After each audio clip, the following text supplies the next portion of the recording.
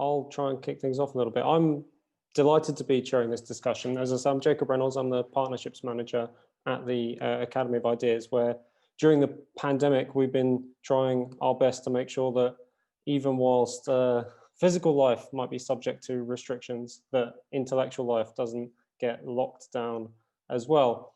And in fact, I guess that ambition is quite especially relevant to tonight's discussion, Conquering COVID, Is There a Better Way? Where I think we can all recognize that in an era of the culture wars, moral and political discussions have been especially difficult, and been especially fractious, and this is sort of no different. It's true, especially around the debates around COVID, with people who question the lockdowns on the one side being branded as deniers, and those who defend them often being dismissed as dupes or motivated by sinister and cloudy agendas. Amidst this, all of the shades of grey have been painted over, and the possibility of navigating an alternative way forward has become increasingly difficult. So that's really why we wanted to have this discussion tonight. And it's obvious that lockdowns and the broader restrictions characterizing the new normal, they're easier to go into than to come out of. And our leaders seem to have few answers beyond locking down again. Even with a vaccine on the horizon, but by no means sort of near or around the corner, we really need now more than ever a discussion about how to proceed. This discussion needs, unlike the one-sided discussions that we find in the media, this discussion really needs to be sensitive to the seriousness of the threat we face, but certainly open to alternative ways of doing things. We're drowning in hot takes, yet thirsting for serious suggestions. So I know this is the spirit in which our panelists tonight will approach the discussion, and I sort of invite everyone here in the audience to take up this challenge as well. So I'll briefly introduce the panel who will help us navigate through this today. Speaking first will be Rob Lyons, who's the Science and Technology Director of the Academy of Ideas, the convener of the Academy of Ideas Economy Forum, the author of Panic on a Plate, How Society Developed an Eating Disorder, and of course, most relevantly to this evening, a sort of prominent commentator on all issues COVID. And it's really Rob that I and we at the Academy of Ideas have to thank for providing lots of the intellectual impetus behind tonight's discussion. So I'm really, really delighted that we've got Rob with us. Speaking next will be Emily Barley, who's the former Conservative candidate for Wentworth and Dean, the chairman of Conservatives for Liberty, and a writer, as I'm sure you'll know, for a variety of online publications on all sorts of British and international issues. Then speaking last will be Alan Miller, who's the co-founder of Recovery, the former CEO of the Vibe Bar on Brick Lane, the co-founder of the Nighttime Industries Association, a producer and a director, and an ambassador and advisory board member for the AP Foundation. As many of you might have seen, we were supposed to tonight be joined by Frankie Anderson, who's a trainee psychiatrist and a regular commentator at the Battle of Ideas Festival. She sends her apologies because she's stuck dealing with a mental health episode in her professional life. In fact, she notes that her current workload is really quite extensive at the moment, and I think we can all guess that the current situation, lockdowns, inadequate social and financial support, and an all-pervasive sense of doom have been an especial disaster in psychological terms. Frankie tonight may well have offered some support for certain measures associated with the lockdown or something like them, but I'm sure she'd be one of the first to recognize the terrible and often unmentioned costs of our current approach. Now, without just dwelling on the negatives, I do want to urge us all here to try and find the language and the spirit to chart a genuinely positive way forward, and not just be sort of confined to noting the downsides and negatives to lockdowns and the current approach, which I'm sure many of us and even those who support them would certainly recognize. So that's the kind of spirit in which I'd invite everyone to approach this evening. One final thing, the Academy of Ideas, I mean, right from the off, has been unfurloughed and unbowed. We've lost our major source of revenue, our major thing that we do, hold public events in real life with real people. But we've been determined to keep fighting for a free society and offer something unique in the intellectual sphere, which is a space for ideas to be contested without restraint. We really do need your, and we need everyone's help to keep doing this, both in sort of providing intellectual impetus in events like tonight, but also financially. So please do go to academyofideas.org.uk/donate and make a donation if you can. And we're especially grateful if you're able to make it a monthly donation. Now, while you're there, you can sign up to our mailing list, you can check out some of our previous and upcoming discussions, you can follow us on Twitter and all the rest of it. And on the note of upcoming discussions, I want to urge you all to sign up to a day of discussion on the 28th of November that will be held by the BOI charity, which myself and some of my colleagues at the Academy of Ideas also work for. That discussion, a day-long discussion called the Academy Online, Race and Racism, is going to be a day-long exploration that I'm really excited about of how race and racial thinking has become so central to contemporary politics. Taking a step back, it will take a step back from Black Lives Matter or tussling over the status of critical race theory, and we'll revisit some of the groundbreaking thinkers on that topic, from W.B. Du Bois to Frantz Fanon, James Baldwin, and understanding how that intellectual environment and how we got from there to the contemporary world of Robin DiAngelo and white fragility. We've got a great variety of speakers. Some of you will be familiar with them, including Alkin Siegel-Cuthbert, Frank Freddy, Inaya Iman-Folarin, and Brendan O'Neill. But it will be a real intellectual opportunity to take a step back, as I say, and sort of dig into some of the trends that underlie it. A very different discussion from what we'll be having tonight, but I do hope to see some of you there. Anyway, that's really probably enough from me. So on with the discussion, conquering COVID. Is there another way? I'll open with Rob. Yeah, I wanted to open up with three themes, I think, which are basically humility, skepticism, and freedom. If we want to find the best way forward, I think it's important to start by learning the lessons from what has happened already. We need to acknowledge what we've got wrong. We need to use those lessons to encourage us to be skeptical about every hypothesis and claim we hear. And I think we need to move away from an obsession with this one disease and look at the broader picture of what is happening. So here, for very briefly or very quickly, is 12 things I think that we got wrong. First, I think at the start, we didn't take this disease seriously enough, and I'm very much guilty of that. I think that there's been a lot of crying wolf over the past couple of decades about disease. I think Matt Ridley put the case very well in an article in March when he said that the moral of the story of The Boy Who Cried Wolf is eventually there's a wolf. And COVID-19 certainly looks like it is the wolf. And the speed and ferocity in which this disease hit us is still really striking. I looked back at the data the other day in preparation for this. On the 2nd of March, there was the first death in the UK. So the few days afterwards, there may or may not have been a death. Just a month later, on the 8th of April, there was over 1,000 deaths in one day. So that was just unprecedented, certainly in my lifetime. And globally, 1.25 million people appear to have died from it. So this is a very serious thing, and anybody who wants to say this is just seasonal flu or there's just a case-demic going on, I think it's misguided. Second mistake was that the government thought that we were ready for a pandemic, and we weren't. It was clear that we didn't have enough personal protective equipment. We thought we might run out of ventilators, and the NHS was under great strain. In fact, one of the good things about this was that the way in which the NHS sort of rose to the occasion in that first couple of months was really remarkable.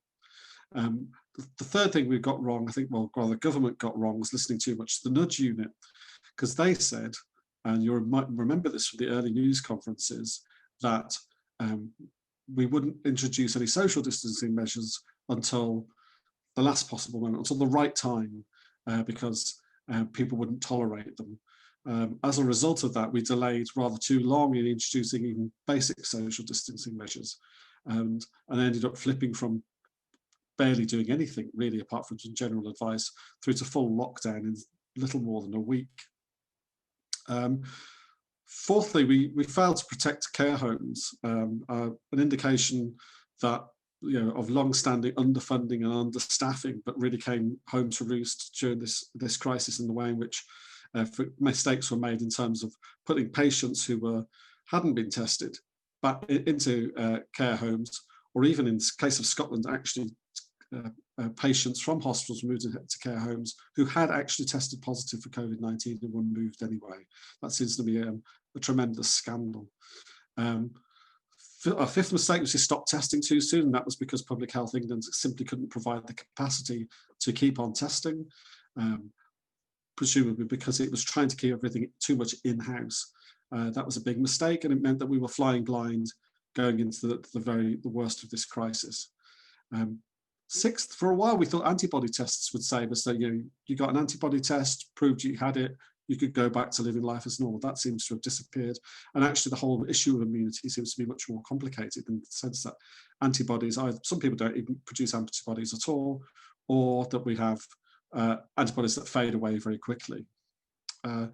Seventh, I think looking from the outside, it'd be interesting to see what people think who've more contact with the NHS, that we shut down too much non-COVID work for too long. Not just, cancer has obviously been a big issue in the news, but even things from eye surgery to dental work were held back for too long. And I think that was a real problem. I think we rely too much on models, and it's not that I think that the models themselves are bad. I think that as giving us a rough guide to the trajectory of this infection when we have not very much else to go on, I think that they were probably okay, but they're okay in the relationship to the assumptions that are used to create results. And I think that those assumptions weren't interrogated enough. We saw 500,000 potential deaths, and I think we overreacted. And in particular, it was surprising to me to read later on in the year that while we had modelled a variety of things, that lockdown itself wasn't modelled at the time. Seventh, I think we bet the house on test, trace and isolate later on, that testing and isolating people would solve the problem. It hasn't worked as far as I can see. And I think a major factor of that is the isolation rules. They're just too extreme for people to be able to maintain. Point 10, the data has been awful. I mean, the government dashboard is now fantastic in terms of giving you a day-by-day breakdown of what's going on, but there have been some really major problems. For example, Public Health England overstating the number of deaths during the summer, an Excel spreadsheet filling up, which meant we weren't doing test and trace on thousands of contacts. I think there's been a failure to trust the public, and I think the public is starting to mistrust the government. So at the start, we had these really good news conferences where the government told us what was going on, explained where the direction of travel was likely to be and why it was doing what it was doing. But that seems to have been replaced by using those news conferences to provide really quite scary modelling of trying to kind of scare us into compliance or to justify policies and to impose more and more draconian measures on us with fines to try and force us to comply. And finally, we never really made up our mind about masks, really. At the start, the government was telling us they were completely useless and possibly harmful. And later on, we seem to be encouraging masks left, right and centre. And I don't think that the science on that has been particularly conclusive one way or the other. So moving forward, I think we need to have more humility about our thinking. We'd be wrong before, and we could be wrong again. We need to be sceptical about claims, particularly ones arising from models. I think we also need to be sceptical when people say it's over because there's been a plateauing in cases. I think we have to be much more cautious than that. I think it is reasonable to ask questions about the accuracy of testing, for example, even if some people overstate the importance of that. We also need to think about how we decide these issues. What we have to do what we have at the moment is a crude utilitarian debate. These number of deaths if we do this, these number of deaths if we do that, whichever's the lowest, that's what we do. And I don't think that that's particularly helpful because you end up in a dry and arid debate about evidence and the science and so on. And some of those things are just not measurable. How do we compare the loss of a life to the loss of personal freedom for millions of people, the loss of the joys of meeting and friends and family, or the undermining of democracy. Those things are not commensurable, and we need some other way of judging these things. And we need to develop some principles about allowing people to make up their own minds about how much risk they are willing to bear, or whether they want to play it safe. That might mean more people die of this disease in the short term than if we just remain in a constant state of lockdown of one sort or another. We should be honest about that. That may be a trade-off between freedom and risk. To me, I think we need to move to a situation where we give maximum priority to those most vulnerable to the disease, so they can choose to shield if they want to, and allows the rest of us as much freedom as possible to get on with our lives. Thank you. Great, thanks a lot, Rob. That was a brilliant way to kick us off. I'll keep things moving, so I'll go straight over to Emily.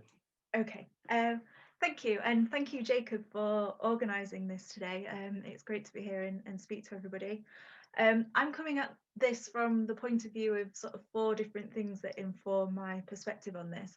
First of all, I am a person who is extremely vulnerable to coronavirus, and I shielded earlier in the year. Secondly, I'm a libertarian, so I value sort of individual choice and freedom over quite a lot of other things. I'm worried about how the government has used data, and one of the things that I've started to do to address that is set up a website called coviddashboard.live, which brings together lots of different data sources in a way that's quite easy to see and understand.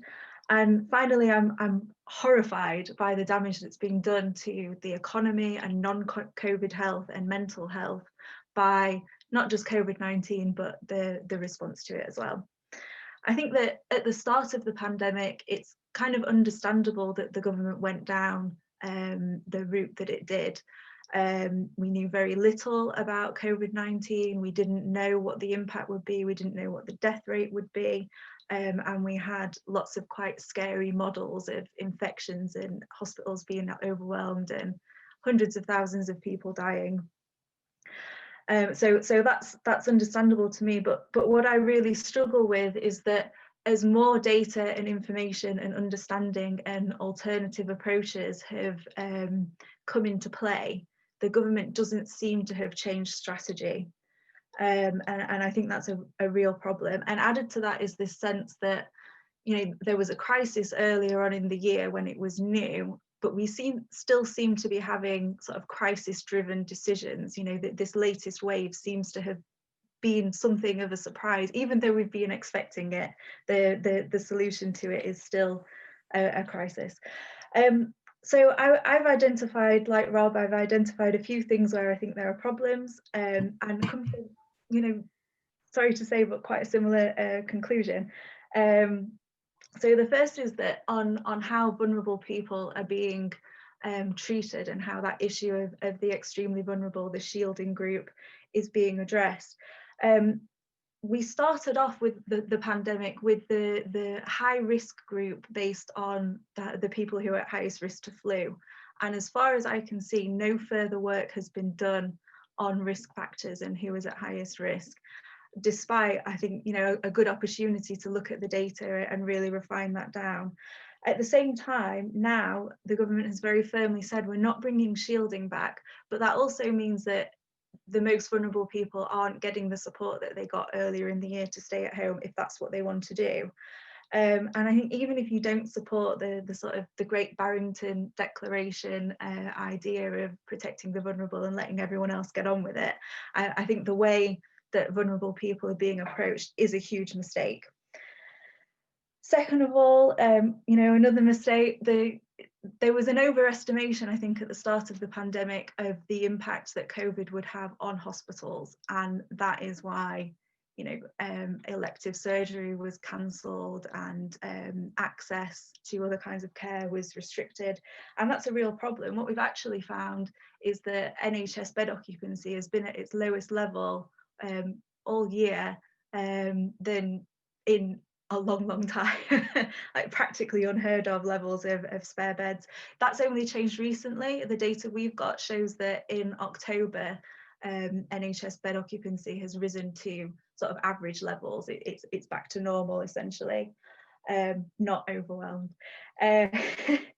And then the other thing that I find quite difficult to understand is that at the start of the pandemic, we had this massive expansion of capacity. You know, we had the Nightingale hospitals and all of that. And I'm just left here wondering, why don't we have those now? Where are they when it looks like we could actually do with having them? The third thing that I think has been a huge mistake is that the government has kind of messed up what seems to me to be the most important part of controlling any infection, and that's quarantining the sick and their close contacts.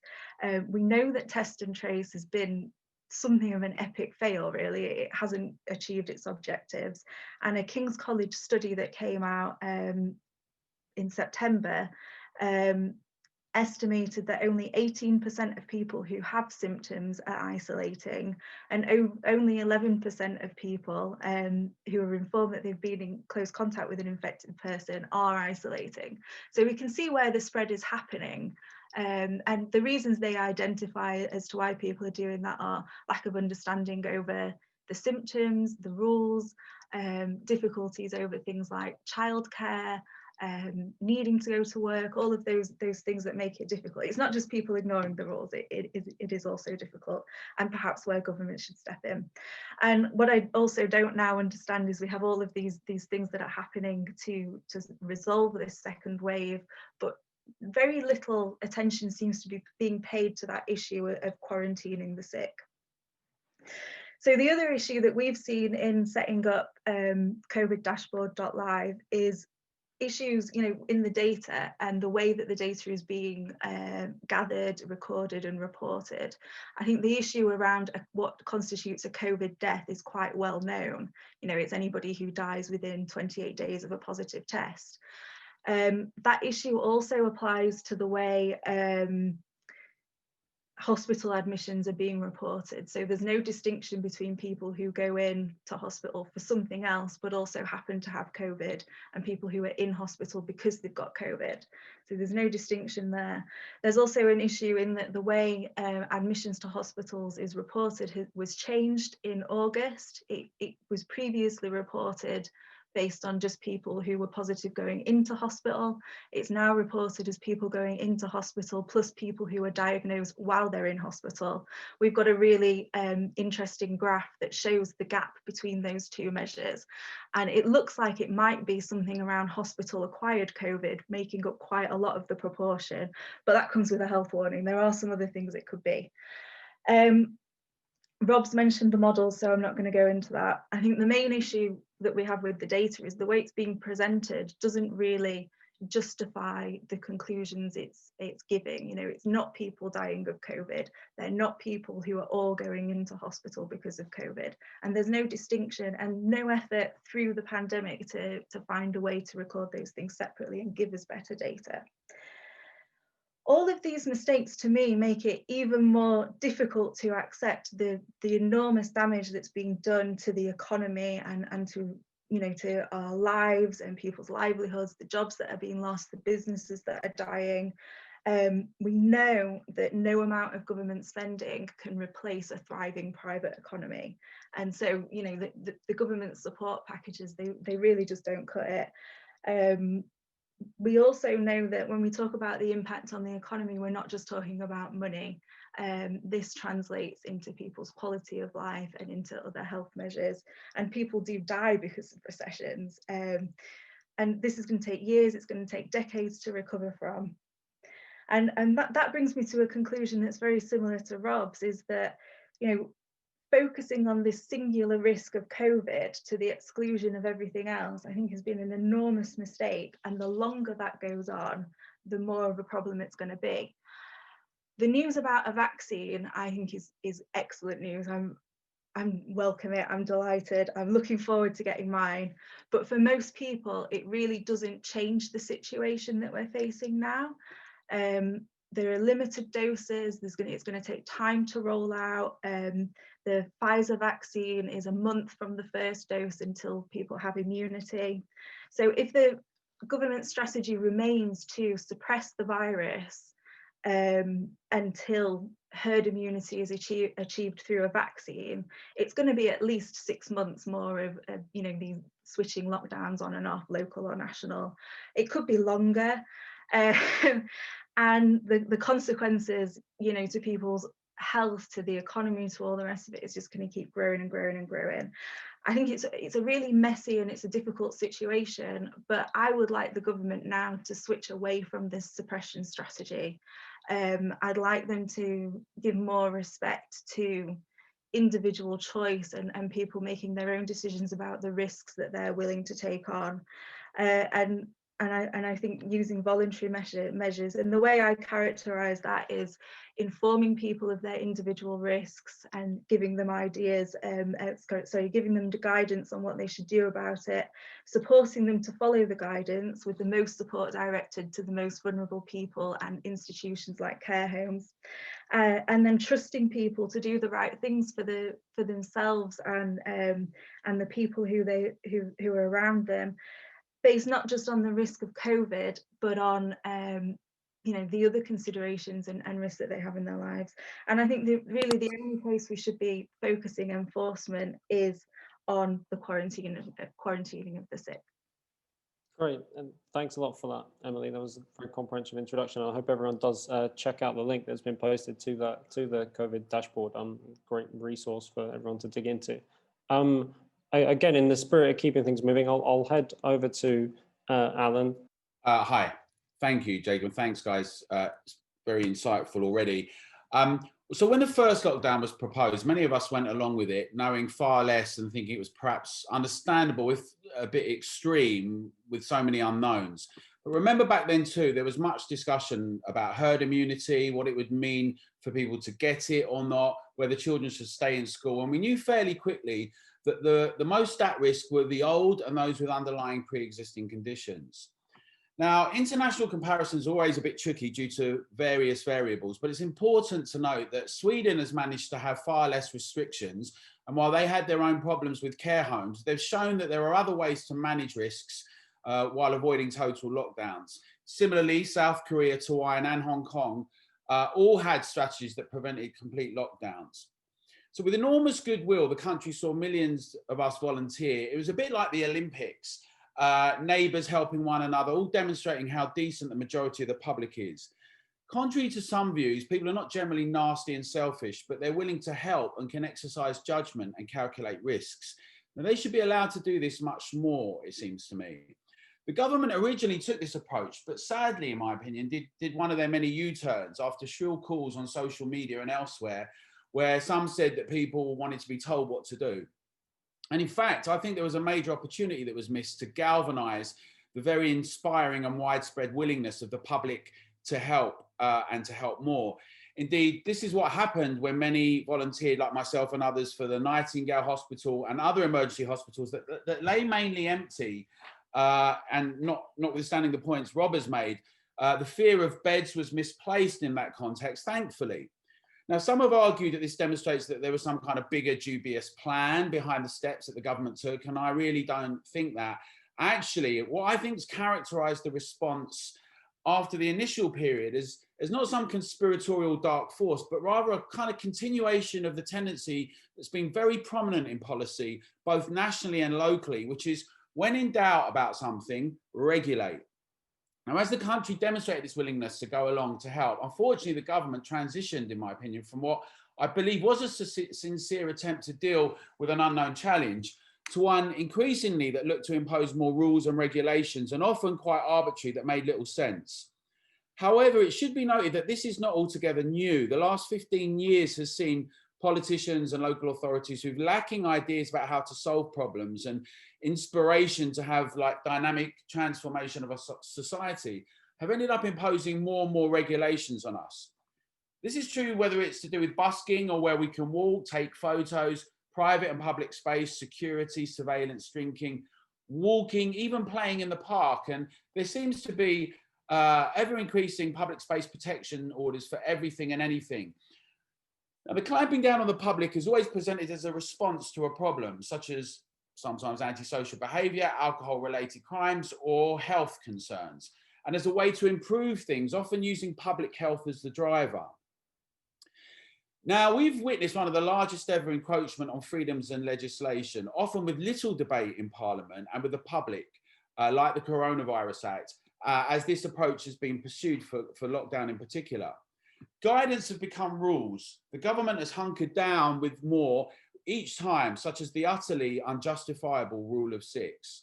Where was the balance? Where was the weighing up, the risk assessment, the impact consideration, and the economic evaluations of all this?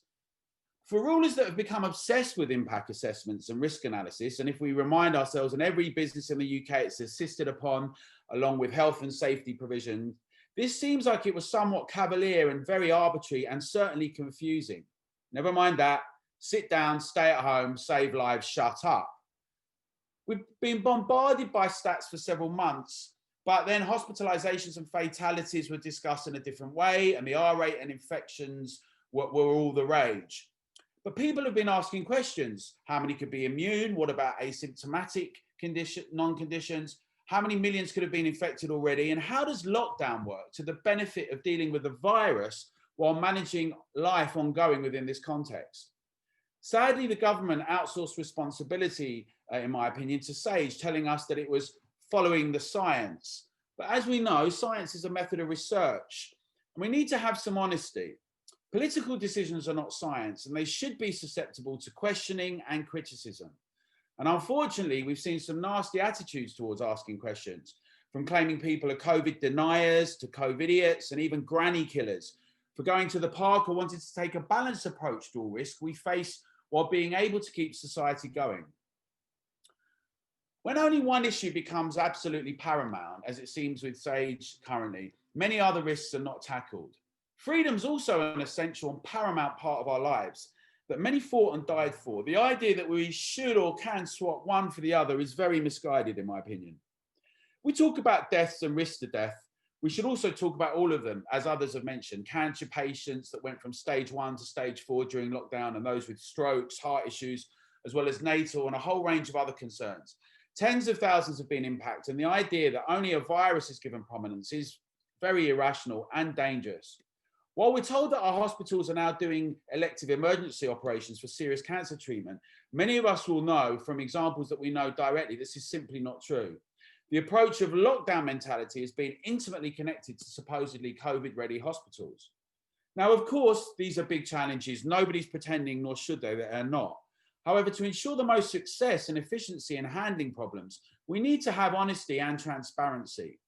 The Great Barrington Declaration has an approach that aims to address this in just this way. Now, it's sensible and important to dedicate as much of our resource and attention to protecting highly vulnerable groups from care homes and hospitals where so many infections have occurred, and not closing bars and restaurants where less than 3% of infections have occurred. To ensure testing and dedicated focused protection, as the Barrington Declaration advises, along with any vaccine focused here and for their dedicated staff. But whilst we're doing so, we should have society open for the majority of people while we continue to take sensible measures. Ensuring a dynamic economy is paramount to innovation and moving forward, as it is for social engagement, the trip to work and interactions with colleagues and neighbours. Many have pointed to the impacts of loneliness, isolation, mental health, and particularly the worrying Ofsted report about the impact on children. So a couple of questions to leave everyone with in response to what I think is rushed legislation and its connection to lockdowns. What kind of country do we want to be?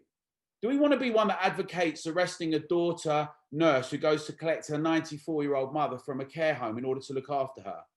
Do we want students imprisoned on campuses? Do we really think police roaming Sainsbury's is a sensible use of resource?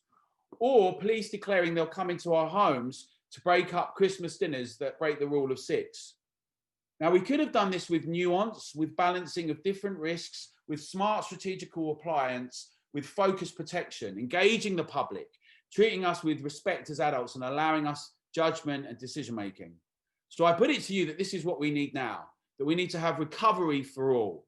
Everyone should have their voices heard, and I'd invite you all to join us at Recovery if you agree with this. Thanks a lot for that.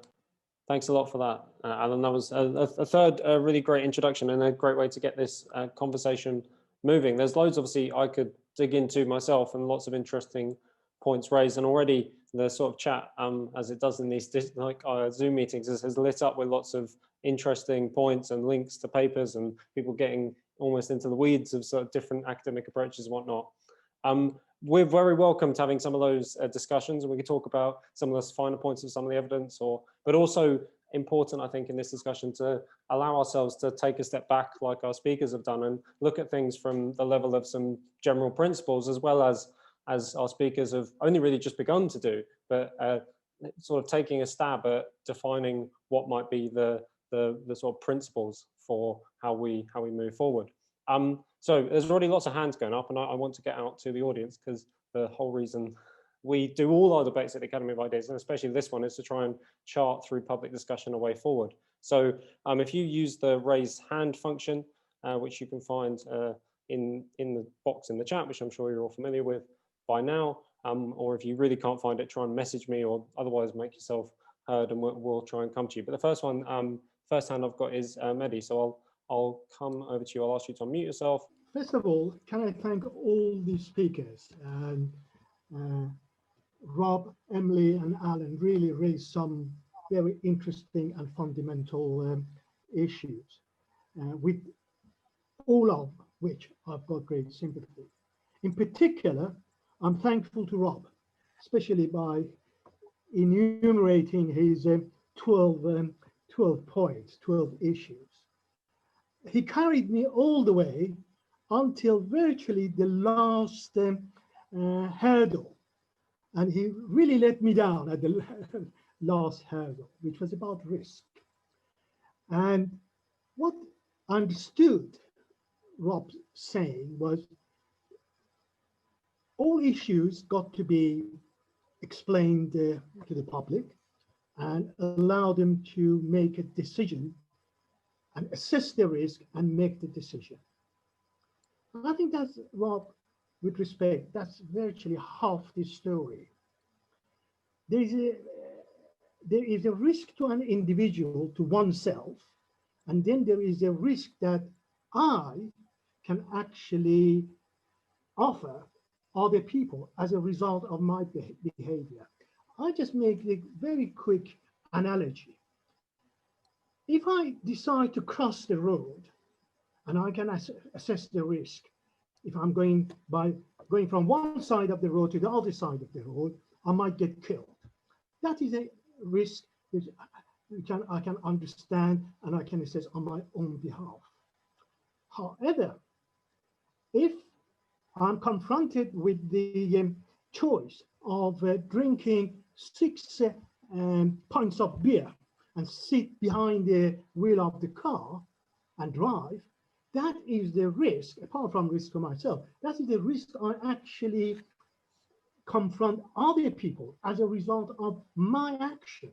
Therefore, there is the question of asymptotic or asymptomatic case, if you like, that I may have the virus because of my condition, my age, my circumstances, not being a great risk to myself, but I can actually pass it on to my parents, to my grandparents, and therefore this is where I take issue, if I may, with Rob, unless he can actually provide another that I'm wrong or to illuminate me. Thank you. Great, thanks a lot for that. That's a very important challenge, which I'm sure the speakers will come back to. I'm going to go over to Joe Herlihy. Okay, I just wanted to get a sense from the panel, because I think Mehdi's point is really important, and I still don't think we're mediating the relationship between my freedom, and Emily's arguing that point. She says she's libertarian. How do we mediate that point with the actual virus and the question of managing what we're faced with? So Rob quite rightly said we underestimated it. There is a risk to a lot of people dying. And you then have this other thing, which is you have the vulnerable over there and the healthy over here. Now, I'm just wondering if there isn't something which is more along the lines of what Alan was saying, which we need to explore, which is how does the population actually become involved in the discussion of managing the virus in a way that doesn't then just reinforce our own sense of risk? And I'm wondering how people balance that, because I don't think there's enough discussion, it means that you either end up on one side or the other, with the two sides never the twain. Great, thanks for that, Joe. I'll move swiftly on to Josephine Hussey. Hi. I'm a layperson, but I'm also a teacher. So, you know, as someone who wants my freedom, I've spent quite a few hours trying to understand the data and knowing that really I don't really understand it. I'm not a specialist on this, and I've had lots of arguments about it. But the two things that did occur to me are, and a few people have alluded to this, is first of all the infantilization of us as adults, and the fact that we've not allowed to be creative in any way in our response to this problem, and actually have been pushed out. And for me, that has kind of fed into something that was already going on, where, and this was shown with the American election, how, you know, they poll people, but they don't actually know what the rest of the population are doing, and that we're actually getting on with our lives, and a lot of these things are going on around us. And I think one of the problems that we have is that a lot of people are very alienated because we're isolated, but we're not experiencing the disease in our lives, and so we're becoming very, very cynical. I live in an area that's a very, very low risk, and I'm in the country, so we're naturally socially distanced, and I don't know of any cases at all.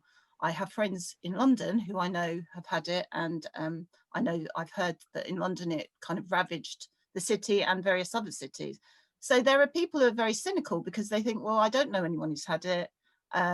You know, everyone around here has been very sensible, and yet, you know, we're still being told to lock down. I don't understand the data. I'm being told this data, but I'm not seeing it. And so there's the people are moving further and further back, and the majority are becoming more and more silent, but we're still carrying on. We seem to have forgotten that as human beings, we can be creative. And one of the things that worries me about the first point is that the whole discussion is about that we're a problem rather than a solution. And one of the things that really hit home to me, and Alan talked about this as a teacher, I was really, really cross with the Ofsted report that came out, because we've had the Ofsted visit, and the visit is a phone call or a Zoom meeting with the head teacher, where the head teacher is asked questions about how the school has dealt with the recovery. As you know, it's anecdotal, basically, and we are hearing anecdotal evidence that children are going back into nappies and can't hold a knife and fork and can't speak and all of these kind of things. I'm sure there are problems, but I don't think we should be moving forward on the basis of anecdotal evidence. And so even in schools, the real rich context of what's going on in schools isn't explored anymore. I think it really shows up the turgid nature of our state and how inefficient the public sector has become and how technocratic it has become.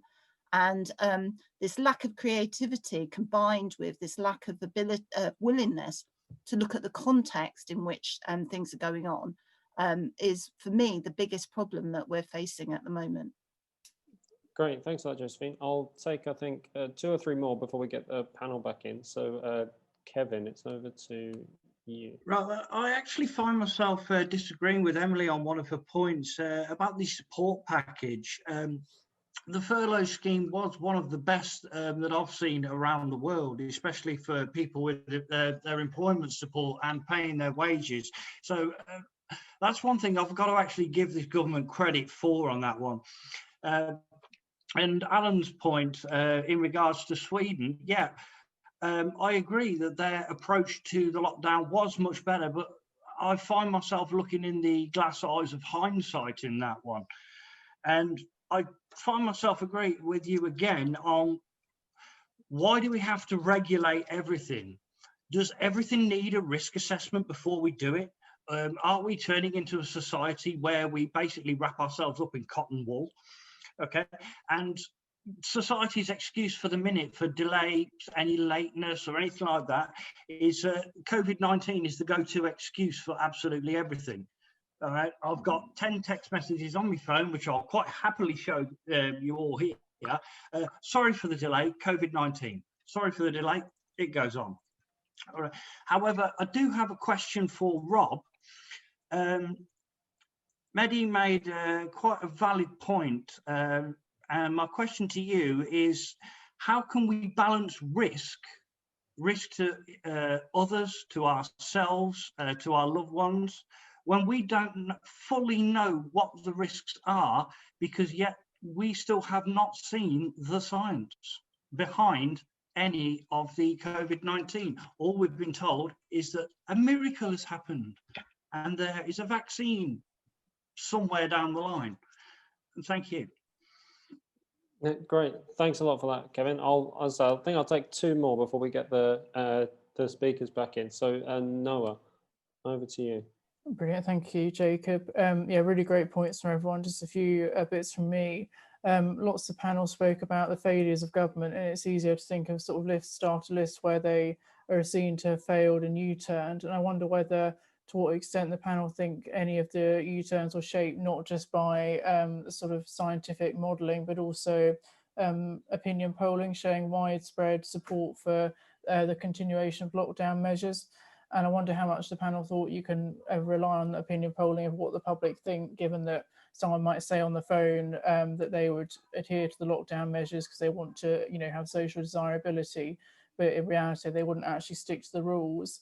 Alan made a good point about the fact there was sort of a lack of scrutiny with regards to the first lockdown, and I wonder whether that's because, as all the panel have said, you know, COVID-19, it was something very new, it was something we knew very little about, and so therefore where in a normal political crisis, as it were, you would have had proper scrutiny, it instead just turned into questioning, and journalists, instead of asking whether there should be a lockdown, were simply asking what the guidance was and what the advice was. So it's almost like there'd been a complete acceptance of the need for a lockdown and severe restrictions.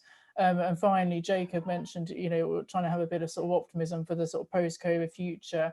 And I wonder whether we should think optimistically, whether the panel think we should think optimistically about the survival of, you know, hospitality institutions like the theatre, like art galleries, like museums, because of the success of schemes like the Eat Out to Help Out scheme, which show that people are willing to support restaurants, support places that had to shut fully during the first lockdown. And actually, whether we should be optimistic that people will go out again and want to support them and defend whatever society we get in this new normal world that we're in. Thank you.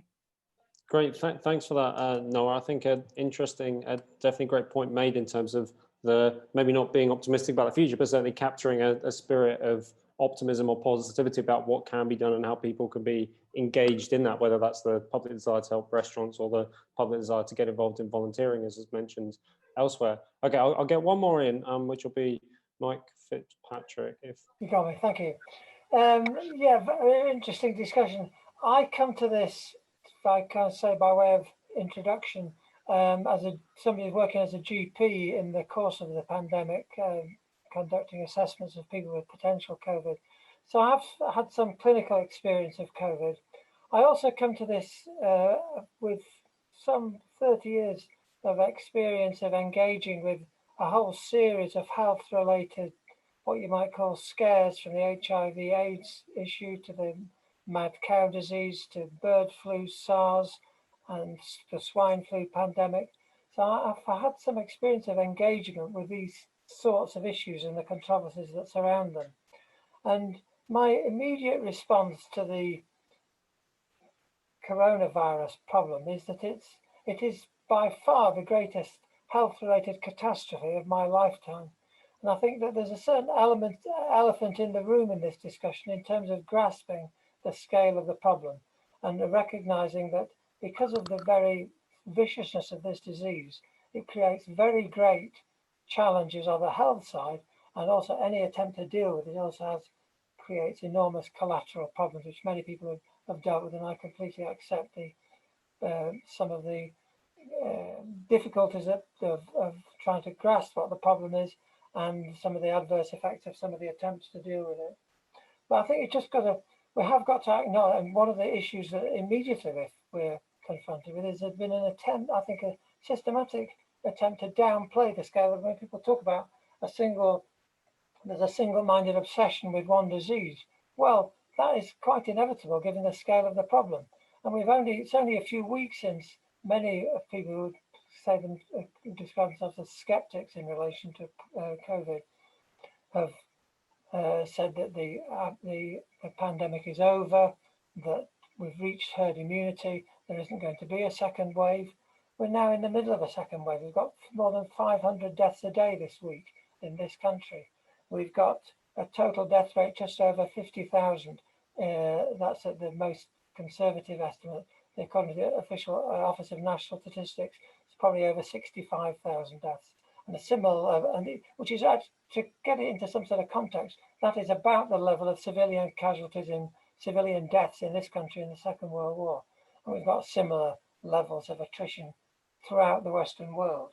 So I think we've got to just get a grip of that. And there's a sort of constant attempt to downplay that. And Rob alluded to the fact of people comparing it with seasonal flu, which has been a very recurrent theme among skeptics, where it's fairly obvious that the COVID is about 3 times as transmissible as flu and about 10 times as lethal.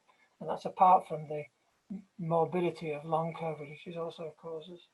So I think we've got to start from them. There are no easy choices here, and it's very easy to bemoan any measures of restriction that are brought in to try and deal with it, because actually the problem, there's talk about the vaccine, as everybody says, that's some way down the road even yet, and the treatments also are very limited at the present time.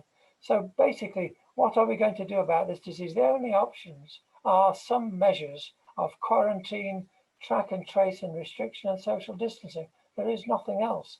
And any measures of that sort inevitably constrain civil liberties. There's no way around that. Is the nature of any kind of quarantine or public health measure to contain an infectious disease. That's of which there's a very long history. So it's very important not to think you can't have your cake and eat it on this. Everybody would dearly wish that you could unleash people who are at lowest risk and constrain the people that are at the highest risk. The practicalities of that are totally forbidding. It's wishful thinking to think that that can be achieved. And if you say that you want to try and get away from the restrictions, it's incumbent upon you to specify exactly what levels of constraint you are prepared to accept, because there's no way of avoiding them in some form or other. And to think that you can do that is wishful thinking, and avoids the basic issues. And discussing it in terms of individual choice and the acceptance, Rob at least made the point that if you accept giving individual choice to people to assess their own risk and take the consequences, that may lead to a significant level of mortality, which we may need to be prepared to accept. That's an acknowledgement that's greater than the Great Barrington Reef people who have not even, they've not been prepared to specify what level of mortality they would be prepared to accept as a price of that unleashing, because that is indeed the case. But most calculations are that and it has to be said also, people talk about a lot of modelling. The official modelling has been remarkably accurate in this epidemic. At every stage, it's predicted. Yeah, they've got into a lot of trouble by overstating a case, by spoiling a good case by overstating it. But generally speaking, the projections have been fairly accurate, and it's fairly generally that if this was unleashed, the level of attrition would be in the hundreds of thousands. And that's what the price that it's easy to say that you're going to accept that price.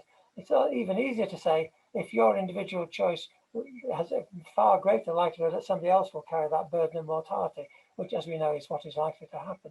So I think I've gone on a long time, but I think we have to say that let's avoid wishful thinking here. Let's confront the elephant in the room. Let's not try and pretend this is not a major problem and wishful thinking that it can be easily sorted out. Great, thanks for that, Mike. And how an important challenge that I think all of us in the conversation sort of recognise the need to deal with the seriousness of the issue, and then on the basis of that, try and figure out where the trade-offs were made and on what principles we can have this discussion. I'll come back to our speakers. So, Rob, is there anything? I'm sure there's lots you want to come into, but what would you like to start with? Well, I mean, I think that the two challenges are quite rightly basically the point that Mehdi made, and I think Mike echoed, and the problems, the practicalities of doing something like the Great Barrington Declaration. I don't sort of dismiss either of those. I think they're very, very important. And when I'm talking about accepting a degree of the fact that if we have more freedom, we're going to have more lives lost, I certainly wouldn't want to pursue something that's going to end up with hundreds of thousands of lives being lost. I think most people would recognise that that's just not conscionable. But I do think that we can have more freedom than we're having at the moment. And I think that one thing I tried to do in an article for the Telegraph a couple of weeks ago was say, well, if we're going to do have a more open society and we're going to try to protect the vulnerable, then how about, rather than just simply dismissing that as impossible, or that pointing out difficulties, how do we get around those difficulties? How do we have an attitude of how do we resolve these things, rather than saying that's impossible? Because if we'd had that attitude of, well, we've never had a vaccine within years of something occurring, then so clearly we wouldn't have a vaccine now. And I think that there are practical things that we can do. First of all, we need to make sure that people, the right people, are shielded. We identify the right people who are shielded. Obviously, it's older age groups and people with pre-existing conditions, or people who are immunosuppressed because of organ transplants or because of cancer treatments, things like that. We have to recognise those people, and we have to make sure that there is no reason for them to leave their homes. For example, they can get all of the things that they need delivered to them, so that those immediate practical difficulties are assuaged. And we can also find ways in which they can interact with other people outside of their homes as well, whether it is through just meeting outside in gardens or whatever, so that some kind of social contact can be maintained. I think that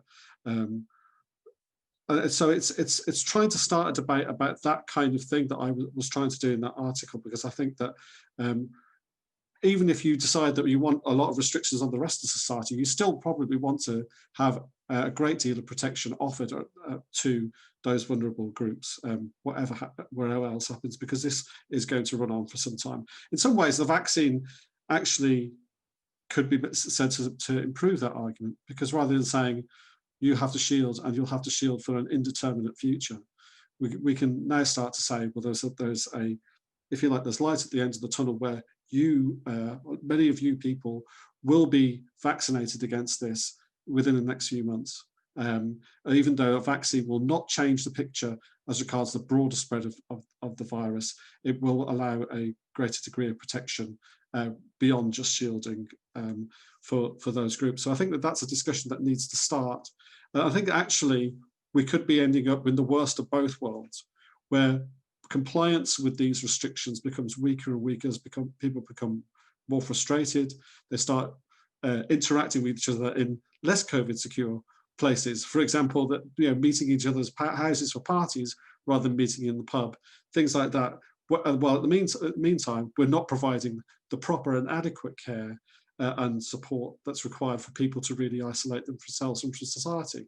So we have to be careful that there is simply lockdown versus opening up. I don't think that it would be wise from the point of view of our health services to completely just open up overnight. I think restrictions will be necessary for some time to come, but I think that we could be much more open now, and we need to start that discussion about how we manage that risk rather than constantly defaulting back to lockdowns. Great, thanks a lot for that, Rob. That's a helpful stab at the tough questions. I'll come over to Emily. We'll put you back on. Yeah, so this question of managing risk for vulnerable people, and I stated my interest in this at the beginning, that I am an extremely vulnerable person. So when we talk about the most vulnerable, we're talking about me and people like me. And I mean, first of all, I just want to say I don't want everything locked down, like, for my sake. Please don't do that. Second of all, I think this idea that it's not just your risk, it's other people's risk, and passing it on and all of that kind of thing. It's a decent point, but it does only go so far, because we know that the risk of transmission happens most often, and the time it happens the most is in close proximity in social situations. The government has said, you know, the risk is really if you're in close proximity to someone for 15 minutes or longer. And so let's be realistic. Most of the time, that's people you know, that's friends and family. And so the place where the greatest risk to the most vulnerable people is for the people that they're closest to and know them the best and presumably care about them as well. And that's quite controllable, you know, as a person who's vulnerable, you can just choose not to let people in the house. And as Rob said, you can, you know, the government really needs to take the measures that will enable people to stay at home. I think also, you know, Josephine, she used that word, you know, infantilizing people. And I think that's an important one, because the truth of it is that if you are a very vulnerable person and you understand the risk, but you say, nevertheless, I still want to live a fairly normal life, like, that's okay. You know, your fear of coronavirus doesn't have to govern everybody. Rob's point also about a vaccine being the light at the end of the tunnel, really, really good. Yeah, I think that's a very good point. Kevin mentioned furlough being the best in the world. Yes, it is. I think the government support that they've given to businesses and jobs has been great, but it still doesn't replace a private economy. There is nothing in the world that will do that, and it's going to cost us dear in the future. You know, it's all going to have to be paid for. Kevin also asked about how we balance the risks when we don't know what the risks are. And that's a difficult one. And one of the things that really disappoints me about how the pandemic has gone on is that more work has not been done on risk. I think we have an enormous amount of data in the NHS that really could have done with being analysed more and given us a more precise picture of the scale of risk and how it applies. I'm at risk because I'm immunosuppressed due to medication I take. Some of the research I've seen suggests that actually, unless I have other comorbidities, I may not be at that great of a risk, but that hasn't been clarified, and people haven't been informed about that, so that's difficult. Noah asked about the impact of polling and how reliable we think polling is. I think we know that self-reported polling is not reliable. People often say what they think they should say or what they think the other person wants to hear. I think actual behaviour probably is a better way of seeing the level of support for measures. And I referred to the King's College study in my earlier remarks that said, you know, very few people are actually complying with the quarantine rules with isolating. So I don't know if that's an indicator for opinion, but I don't know. Can we maybe leave it there on that note, Emily, just to get through some of it? There'll be plenty more time for you to come back in. And because I want to get Alan in, and there's already a lot of hands. Yeah, go ahead. Alan, I need to find you now. There you are. Well, yeah, well, a lot of very good, important points have been made. I do think that these things should not be binary, and that we can be grown up about this and balanced, and we can say that things are risky and dangerous, particularly to certain groups. And as a society, we have a responsibility to work out strategies about how to put our resources and our expertise and our commitment to try and ensure that we mitigate those risks. But it's not just one set of risks, even if it is a very particularly specially dangerous virus for certain groups in particular. We still have a range of people who are dying and have got much more ill, that have been neglected as a consequence of some of the strategies and the way of doing things. I respect Dr. Mike Fitzpatrick enormously. He's been right on so many things historically.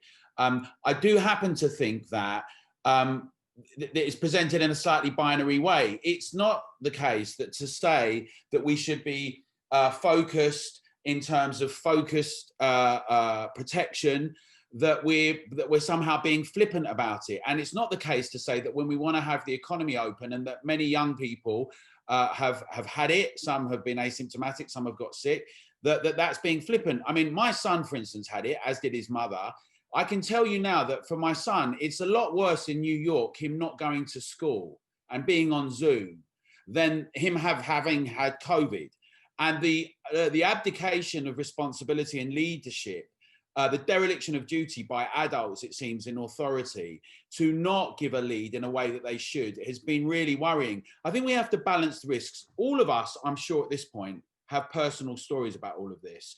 You know, a few years ago, my uncle, who's only 10 years older than me, he got swine flu and he has an autoimmune condition. And he was in a coma, and had he not been in the Hampstead Royal Hospital in Hampstead, I think he definitely would have died. He was in a very serious situation. When this came out right at the start, I said, this is, we can talk about more broadly, but you have to, this is very serious for you in particular. My mum has multiple sclerosis. We have friends that have had it, some people that have died that we know. It's not a joke. It's also the case, and it's not flippant to say, that millions of people die of tuberculosis every year. That does not denigrate the conversation. It does not mean that we're not then serious about it. It's also the case, I've got to say, it's not to say it's just the cold or just the flu, but the ONS figures that we all respect, even today, if you look at them, they actually show deaths involving influenza and pneumonia, deaths involving COVID and due to COVID. And I think the point is that we can assess rationally and evaluate things and not have knee-jerk clamping down on things. And we do have to decide what is acceptable. And in order to do that, we have to have an honest discussion and debate. There's been a very, I mean, you know, I do think that much of this has been mind-boggling. Some of the contradictory ways of handling things, some of the fearful presentation of, they're not just facts, it's data. We need to get better at understanding the data, and we need to be more honest, and we need to be able to work out who to protect. And let's be honest too, some older people with conditions, right, that are in their 80s, that are in the really high risk category, that have diabetes or respiratory conditions or Alzheimer's, 90% of the people that are dying are of high risk categories, right? Some of them, if they can make choices, want to be able to take the risk of taking a risk in order to enjoy this part of their life. Like some people want to smoke and some people want to drink and do other things. And I think that we have to respect autonomy and freedom in the context of also not being a real danger to everyone else. And we've got to be able to have serious conversations about how we do that and not be fearful and take it in from the approach of true leadership and have authority and not abdicate our positions. And in order to do this, we need to have honesty and transparency. And the knee-jerk reactions to just clamp down are very problematic. And I do think that having a balanced, calm, open debate is the way that you do that. Great, thanks, Alan. We'll come straight back out to the audience. I think Jenny was waiting first. So I think Alan's comeback is particularly useful because the trouble with Mike's sort of presentation of the seriousness of the problem still is still ignoring the other aspects of this whole discussion, which is that we have been subject to a huge loss of democratic control over this whole process. You know, people have been excluded really from discussing all of these measures. And one of the reasons, as Alan says, is the real lack of transparency on things. I mean, there's complete secrecy about a lot of these policies, even within government. There's a lot of NHS data which is kept secret and isn't made transparent. So I completely agree with the thrust of people's argument that there has to be more public discussion of these sort of things. How can you possibly have a discussion about risk and what risks people are prepared to take and what risks they accept they can't take, unless there's some kind of public forums in which you can have these discussions? The other thing is that a lot of criticism is due the government and the so-called scientific community. And I don't think the seriousness of the disease sort of mitigates against the need to really take this up. I'll just conclude. There's one very, very good set of arguments that have been put forward by Carl Hennigan and Tom Jefferson in an article in The Spectator, which was called The 9 Worst COVID-19 Biases, and goes through here, but the most important one they make is this confirmational bias. The fact that the government and the scientists are using data to justify policy, not the other way around. They're not using data to determine policy so much as the other way around. And I think that's terribly important, because it's almost impossible for them to retract from the policies they've actually embarked on. Extremely difficult when you've started using data in this way to justify your preconceived ideas about policy. So I would just say, I think somehow or another, we've got to try and push the arguments that democracy has been seriously undermined during this, and that it is terribly important that there are avenues for the public to debate these things, both locally and regionally. Thanks. Great, thanks, Jennifer. Okay, so there's Karen, there's Marcus. You know, like sometimes you make a contribution and you feel like you're right in the middle of some big arguments and debates, and your contribution is a lot smaller, but I'll make it anyway. When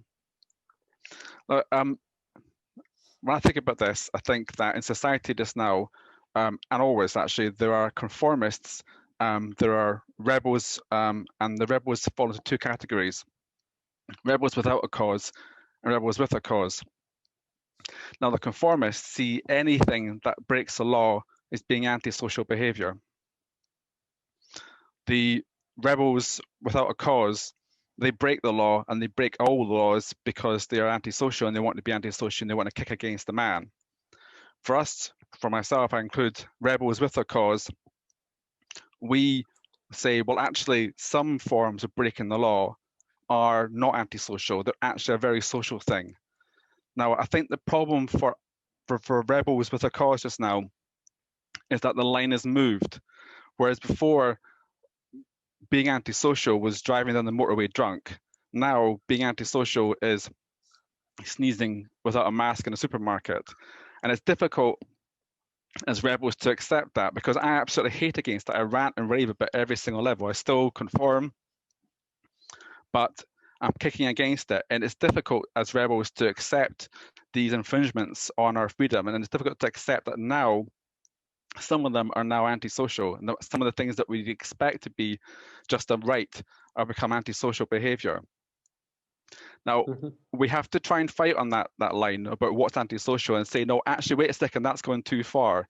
You know, shouting at policemen, shouting at people sitting on park benches in the park, that's going too far. That's not antisocial. And that fight over what is antisocial and what's rebellion is one worth fighting for. And one we need to convince the conformists that they need to be on our side. That's all. Great. Thanks for that, Marcus. Very helpful contribution. I'll keep things moving, going over to Paul Reeves. I'd just almost like to reiterate one of Rob's points that may have got buried, but I think it's quite central. His point about how you compare and deal with things that are measurable, like maybe deaths and the economy, etc., against the more abstract things of concepts, if you like, that aren't measurable, such as freedom and democracy and stuff like that. And it just occurred to me, ultimately, this is almost like what politics has always been about, like in the good old days of just simple left and right. They were both kind of fairly abstract aspects where the measurable was maybe assumed a bit, but that, you know, there were ideas driving people forward as to what actions occur in society in the future, and we're largely about things where things may not be brilliant for what happens now, but still it was for the greater good of something in the future. And I guess this ties into Alan's point of what kind of society do we want. So that is my main point, that I guess the essence of that kind of comparison of what can you measure and what is abstract is the center of politics. But I also think this also, it's almost like this COVID crisis is a kind of training ground or a preparation or whatever, a dress rehearsal for what's going to happen in the wider aspects of politics in the future over the environment, because you've got similar arguments being made about things that are measurable against more abstract ideas of where humanity goes, I guess. So I just wanted to re-emphasize to me that important political issue that if you're interested in politics, you need to almost have that, just work out those 2 points between what is measurable and what is abstract. Yes, as I said, I mean, what I found really interesting about this discussion is that the binary nature of the discussion, what many of you have touched upon, I really, really experienced it in my professional life, because although there is a criticism of the lockdown, and I do think that is absolutely the people who stand up for civil liberties like you and other people, I share your perspective. At the same time, this illness is really dangerous. But if you start criticizing, you kind of have two choices: or you go into camps of the libertarian, or you kind of end up, and then you know, the people I deal with who are totally in favor of the lockdown, and you're talking about people who work in university, intelligentsia, most intelligentsia in university tend to be very much in favor of the lockdown. So you straight away are labeled like a potential supporter of murdering people. So it's a very polarized kind of debate. And so for me, what I admire about what you're trying to do is you're trying to find a balance between these two positions in a kind of more sophisticated manner. But at the same time, what this debate seemed to show is that we need to really be more sophisticated with the criticism of the government, because, okay, you can criticize at the level of politics. And I think it is very important, because if you look at it in the political sphere, apart from people who go and break the rules and they get arrested in the streets in London and the big cities, only in the intelligentsia, in the political elites, the only people are now section of the Conservative Party. You know, that's where the opposition seems to be. And I'm really very surprised. But I think for people who are outside, we need to have a more sophisticated critique of some of the policy that the government has put forward, particularly on the question of finding a balance of protecting the vulnerable. So what I found interesting is what you said about the importance of protecting the vulnerable, and we know what they are, we know more or less what the categories are. And here, some experience could be learned from other countries. I know that everybody, because most of you libertarians want to look at Sweden, but the reality is, if you look at China, I mean, China at the end of the day was successful. Somehow they did manage it. So how did they do it? The isolation strategy, the protection of people. I mean, okay, they are a authoritarian regime. You know, if they say you stay at home, they lock you at home and they feed you, they do everything for you. But if you were to say protection of the vulnerable, how is that for you different here in a democracy? Because we cannot be like them, you know. And I think that you know, we need to have more practical intervention, of practical solution to the problem. You know, criticizing the government of civil liberties, but at the same time accepting that some lockdown will need to be, some kind of measure of restriction will need to be introduced. But for me, what's important is that you focus on the protection of the vulnerable. Sorry. Great. Thanks a lot, Giovanni. The urge to the attempt for us all to be more sophisticated is something we all certainly can go for. I can get behind that. Ella, I'll try you again. The point I just wanted to make was linked to what Paul was talking about in terms of there's the immediate issue of the pandemic, but the political trends underneath it are Paul's talked about it being a kind of a practice run or you know, a preliminary event before future debates about the climate and climate change and the restrictions around that. But actually I think it's, you know, it's also a playing out of trends that have been there for a very long time. So something that links both what Rob and Mike have talked about is the thing that I'm most worried about actually is the kind of crisis of trust. Not just because that's going to play a big role in relation to the rolling out of the vaccine. You know, the the vaccine is this incredibly exciting thing. I mean, Jesus, look what we can do when we have the political will and the funding and all the, you know, all the cards fitting into place.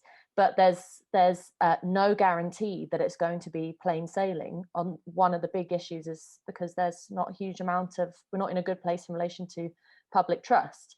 That's been a problem for quite a long time. You know, all the years of people being in some ways healthily skeptical of politics and that kind of, you know, that almost cliched phrase of you can't trust them to do anything. And all of that is going to have quite a damaging effect when it comes to actually implementing a large scale public health plan, like rolling out a vaccine.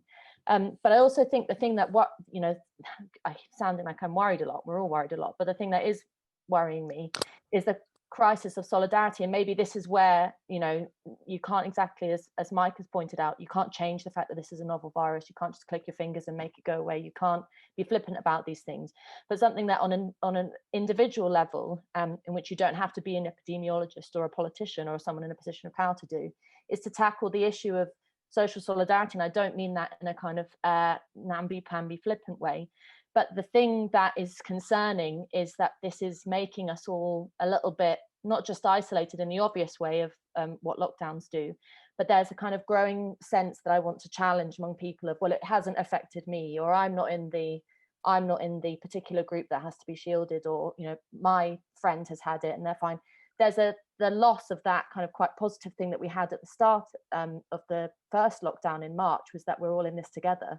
What, you know, there's a sense in which that it's not going to work if it's kind of government mandated with people banging their pots outside on a Thursday, but an actual sense of people organizing on a, whether it's a local level or talking about what needs to happen in their communities.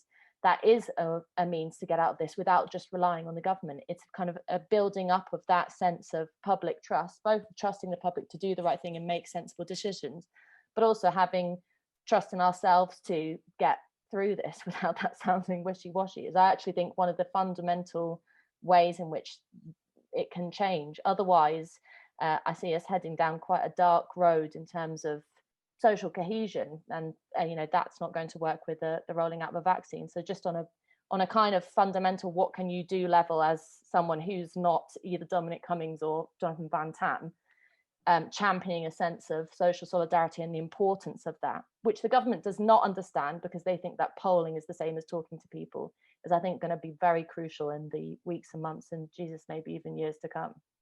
Thanks, Ella. So we're getting to like crunch time. There's loads of hands going up. I do want to make sure we get the panel in. So I'm going to ask the panel if they can sort of give us a response to one question or develop one point that they really want to hammer home. Obviously, you won't be able to answer everything, but just try and move the discussion on in whichever way you see fit. Then we'll come out and we'll get some hands as quickly as possible. So Rob, first to you. One thing that would be very practical, because I don't think the government's going to go for a herd immunity strategy anyway. So in some respects, it's a kind of academic discussion. But there are things that the government could do that would be allow a lot more freedom and also make the policies much more effective. First of all, changing the isolation rules I think is really important, so that people isolate for a few days and then get tested to see if they're negative or not. So that, because the prospect of losing 2 weeks' wages or whatever is a big problem, and people are, as a result, not following the rules. Things like red teaming debate in government. At the moment, there seems to be this kind of groupthink going on in government, and it would be really good to have some kind of devil's advocate to really challenge the evidence on these things. And equally, we could test at airports. I think that would give us a lot more freedom to travel, for example, and also supporting those who have to isolate because they've got a positive test or because they're a contact of somebody who's had a positive test, so that they don't have any need to go out to work or whatever. And also, I think we need to start checking the testing, because there's all sorts of queries have been raised about it. I'd really like to know the answer one way or the other to that. You know, is the testing accurate or not? Is there a problem with false positives? And I think that could be relatively straightforwardly done, to double check testing, and also double check testing post-mortem, I'm afraid, as well, to make sure that people who have been indicated as COVID-19 deaths are really COVID-19 deaths, so that we can really know where we stand on these things. Great, and thanks, Rob. Over to Emily.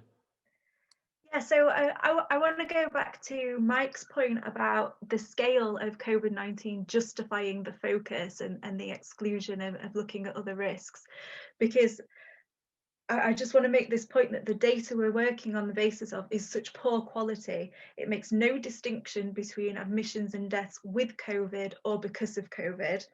And I can't say it's not a problem or it's a small problem. I think based on the way the data is being collected and reported, we don't actually know the scale of the problem, and that makes it very difficult.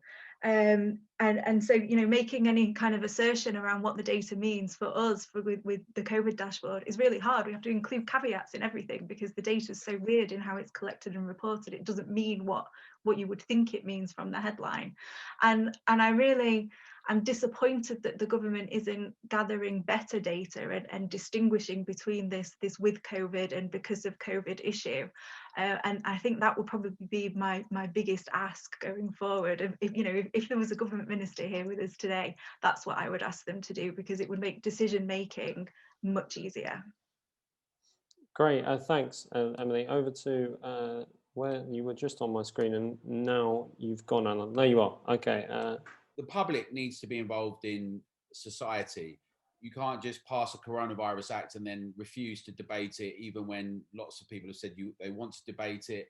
I think that what we need to do is have a voice of reason back into the overall discussion in terms of true evidence, a rational approach all round, balanced, calm, scientific, but also being honest about policy and the distinction between the two and the decisions that are made and the risks and the concerns and the reasons why. People are grown up. When you're honest with people, people can all make decisions about what they're prepared to do and go along with. And you can be, true leadership is being assessed on that basis. I think that the point about polling is really important.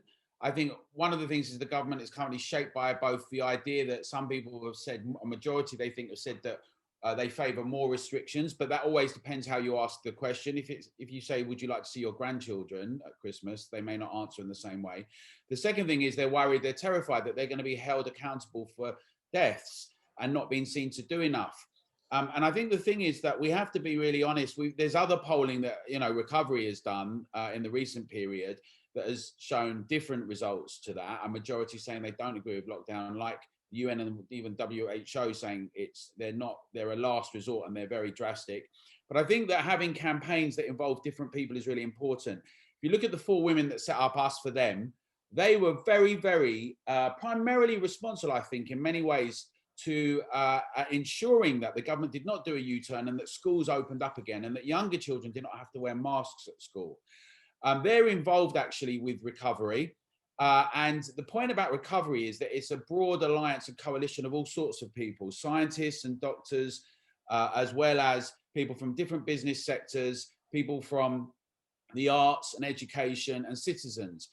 And just to say that my experience in having lobbied and campaigned in the last few years, when you're in a trade arena or in a simple sector, is that you can get kind of put into a context, so you would want to do that because you want to make money, or you kind of get treated as a silo. And I think the opportunity now for the public to have its voice across the board, to engage and say that the public is grown up and sensible and important with this, and we can be reasonable and rational, and that we need to be taken seriously, and that we can shape government to go in a certain direction. And, every time they've done a U-turn, it's because they're panicking and they're not sure about their position and they're not principled, as it happens. And they're often responding because of what they think it might look like. Sometimes it's practical, but quite often it's that. And I think that we should insist on actually a much more sensible, scientific, evidence-based reaction, but also based on the different needs that we have in society, a balance of all of those, a consideration of all those together, and that everyone who's on this conversation also, they should get involved with a campaign like Recovery and have our voices heard and insist upon that in a calm, reasonable way to inject some balance and a reasonable approach that we can all shape and not just have things presented to us. Great, thanks for that, Alan. I just want to, if I can I just want to come in briefly just to add something of my own as a little, I guess, a challenge to maybe some of the points that are going to come along later, because it seems to me that we can propose as many solutions as we like, but there is a huge gap in the middle of it, which is how on earth does any of that happen? Because we know that we live in a moment where the government's only possible response is one of demobilization, because it lacks any of the institutional capability, any of the broader popular legitimacy, any of the systems of authority, any of the creative will, any of the economic dynamism to be able to actually get things moving. And so we have this issue where people can see or highlight solutions or policies that might make sense, but they require mobilizing people, they require engaging people. And without that bedrock of engagement, what can happen? And we saw obviously at the beginning of the pandemic when people were asking to volunteer, and of course the government and indeed ourselves were like, nobody knows what to do with all of these people. And so we can have, I think, as many discussions as we like, and we're doing very well on the points of data, on different things, small things we do differently, but it's sort of incumbent upon all of us, I think, to have a long, hard look in the mirror and to sort of see what's been laid bare by this moment, which is the sort of true state of the demobilization and the sort of lack and the collapse of the broader political environment that would allow us to collectively forge any kind of solution going forward. I don't want to be alarmist, I don't want to like put a downer on the situation, but it's like, I do think it's a challenge that we need to wake up for, how we can move forward, given what we know about the state of politics and the state of institutions today. I'll come over to Jeff. Okay, yeah, well, just to say, I just want to say something quickly on Sweden and trust. First, I'm happy to accept that this is the worst pandemic, probably the only pandemic in my lifetime. And even going back, both my parents were born in the 1920s and they never lived through a pandemic like this. So that's definitely the case. I also accept Noah's point on opinion polls. Whilst it's true, people are polled at home and you could say, well, there's biases there and everybody's watching the telly and all the rest of it. Broadly, the majority of people support the lockdown or the government's measures, and it is incumbent on us to try and, those who don't support it, to try and influence that state of affairs.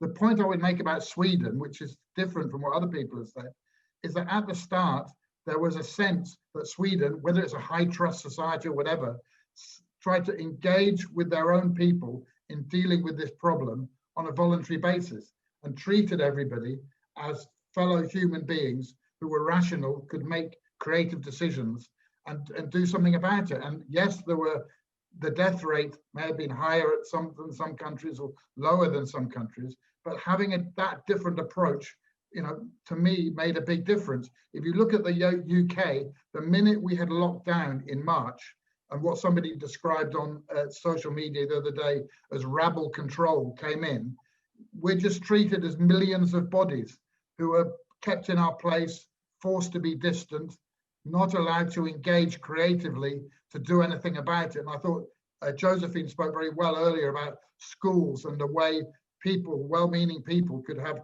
creative solutions in schools, workplaces and elsewhere. We were just treated as bodies who were put in our place, told to keep apart for however long it was, and then occasionally we're allowed to come out and do a few things. The minute that happens, you demobilize the whole of society. And we have to get to a situation, which is it's a challenge Jacob's just made, where we begin, as other people have said, to remobilize people, to discuss seriously how we can best do education, how we can best do work, how we can best do cultural activities in the current situation. As long as we're all isolated and stuck away, it's almost impossible to solve that problem. So we need that different approach, a more trusting approach. And it's that social side of it which has been problematic in UK and increasingly in other countries around the world from the start. And we haven't, as long as people are treated like that, as long as things are set up like that, it's very difficult to break through it. And different campaigns and projects can do it. But we have to realize the extent of that, whilst quite happily accepting that we're in the midst of a very horrible pandemic. Great, thanks, Jeff. I'll keep going and try and rattle through. We've got a lot of hands to get through, but I'm sure if everyone's sort of punchy, then we can get through it. So, Luke. I'll try and be as punchy as I can be. I have to say, I don't recognise the elephant in the room being underestimating the scale of the virus. If anything, it's the inverse, that people are underestimating the impact of the lockdown, the health consequences of the lockdown. And I see that people who talk about the scale of the virus very rarely talk about the impact of the lockdown. And Rob, you say there's no sort of case-demic. I'm just interested from a selfish perspective for 2 points that have sort of stuck with me on the science and epidemiology, about which I know very little, I completely accept that I know very little about it. Firstly, measuring death. So I know a little bit about forensic pathology, and I know that even in cases where you might think the cause of death is extremely obvious, that is a very complex process, and I've heard forensic pathologists refer to it as something of a term of art rather than a term of science. And that seems to make things extremely complicated in the context of COVID. And secondly, the point made by John Lee sort of builds on that, which is to say that there is a sort of cycle of virus-related death. Now, I know that there's arguments over excess deaths every year, but what do you make of the argument about the fact that there are a group of people in society who will sadly perish at the hands of a virus in the course of every year, and that has something of a life of its own, which isn't necessarily subject to control? And then thirdly, I'm just talking about this idea about remobilizing sort of Jacob's challenge. I think the problem is we're proceeding with an entirely false premise, which is about whether this is about control or no control over people's lives. The reality is the question is who decides what the restrictions should be. I mean, Mike's right to say that there is inevitably going to be some restrictions, but the question we surely should be asking is why we should be told what the restrictions should be rather than deciding for ourselves. You know, I will very clearly restrict myself to not seeing my elderly parents in a high point of this pandemic, or I will make decisions about who I will shield from, the context in which I will see them, etc. But I might also make the decision that seeing 8 people in a room is perfectly safe, whereas 6, 8, 9, 10. So, you know, isn't the question surely not whether we should have control or not, but actually should we decide how to make those decisions or shouldn't we? And that doesn't necessarily mean no restrictions, it just means a more democratic model of how to decide that. And then I think just very lastly, I would pose a challenge to anyone supporting unequivocally the lockdown in its current form to sort of set a level at what you think the punishment should be for, say, an 18-year-old attending an anti-lockdown demonstration, because the reality is we have industrial scales of people going through the courts at the moment, being punished, criminal convictions that will stay on their records forever, could have absolutely catastrophic impacts on their lives. What do you think the punishment should be for someone attending a demonstration, or alternatively, what should the punishment be for someone attending a meeting with 7 rather than 6 people? Great, thanks, Luke. I'll keep things moving. So over to Jan. Mehdi said at the very beginning, you could pass it on, you know, it is a very dangerous thing and you could pass it on to anybody. And I guess I want to echo Luke in saying, why would you? I think that we have people who are social distancing in their houses with 3 generations of people, and they're managing to protect their elderly parents from getting COVID, even though their children go to school. People find all sorts of imaginative ways to avoid infecting their elderly, you know, their relatives, the people they love. And I'm just astonished by the government's assumption that you can't just tell people that, you know, what the facts are and leave it to their common sense. I'm struck by just passing examples. It seems to me that using the state as a blunt instrument, the way that it's been done, means that the whole thing about masks has turned into a huge issue, and simple things like ventilation and washing your hands seem to be forgotten. Every, dentist offices I've been in last week, being on a tube train, windows always shut, everybody wearing masks. The whole, if you use the state, if you don't trust people to use their common sense and you just terrify them and then give them stupid rules to follow, then people, you are going to get chaos. And I would just like to state the basic obvious, that democracy is far more important than however many people are going to die of COVID. And I know that it's a serious disease, but I think that, as other people have said, it's the response has been completely disproportionate and the effect on democracy. Democracy could be fixing all this. We could be having hints in the newspapers about clever ways of protecting your elderly and beloved people, beloved friends from COVID, but we're not having that. We're just having terrifying statistics on television, and it could be so much better and so different. That's all I have to say. Thanks, Jen. I'll try and give it some, and just let's keep them as brief as possible so we can get everyone in.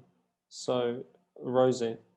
I think one of the things is that one of the worst things about this is that we are all sitting at home very frustrated, but I think part of the frustration is that we know some of the situation is because of past political decisions and past lack of debate and political involvement in things. So, for instance, we might want to say to the government, and I've done this, and quite often I hit a sort of brick wall about, well, we can't mobilise things right now in a way we might want to. So, for instance, if we wanted to put a big group of furloughed people and say to them, right, come and help with the health service, we can't even provide PPE for the health service itself, let alone do something, fairly safely to bring in a big voluntary force to support overstretched hospitals or the health service more generally, or even with supporting care homes. So we've heard a lot today about the fact that people can't go and visit and do all that ad hoc help that they're doing with their relatives in care homes. That has been lost. And there's a lot of things that are just now up in our faces about the state of the country. So the way care homes are run, the way they're staffed, NHS, shortages of nursing staff that's chronic and has been ongoing.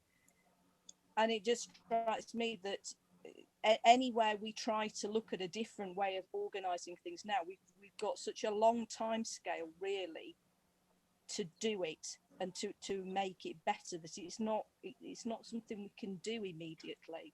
So it just past lack of political engagement and debate on all sorts of things, and that's part of the situation we're in. Okay, nicely made. As I say, I want to keep going as quickly as possible, not least because Mike Fitzpatrick, who's been the subject of a little bit of backs and forward, wants to get in at the moment, and he's currently sort of last on the hand. So let's be as quick as possible, Stephen. Oh yeah, sure. So there was a point made earlier on about the modelling being spot on, and I just wanted to take that up because, in my opinion, the modelling has been absolutely appalling. So the centrepiece of that has been Neil Ferguson's effort. He predicted 500,000 deaths under a do-nothing scenario. He predicted 250,000 under a scenario which was better than feasible. So under the better, a scenario which was better than the best, 250,000, which is way off. And the fact of the matter is that there are many sorts of questions which are more or less beyond the technical capabilities of scientists. It's not difficult to ask such questions. And that creates a breeding ground for ideology. That creates a knowledge vacuum into which I think ideologically possessed people find a welcoming environment there. The other point is that they create models that are so complex and have so many levers and switches within them that they can more or less predict whatever they like. So it kind of gives them carte blanche.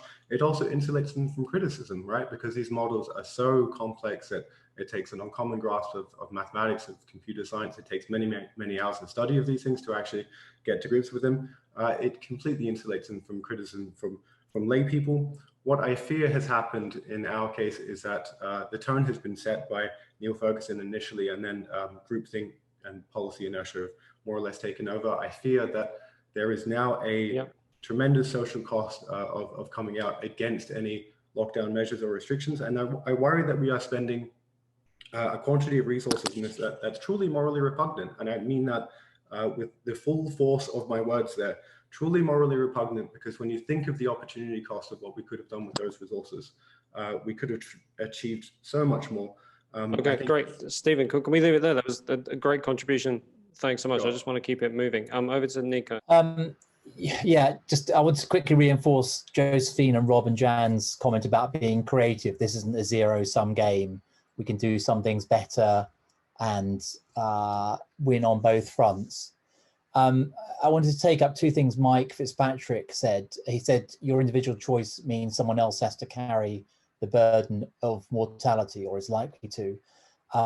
My sense is that's what we do in society generally around healthcare and infectious diseases and many other areas, not least motor vehicles and so on.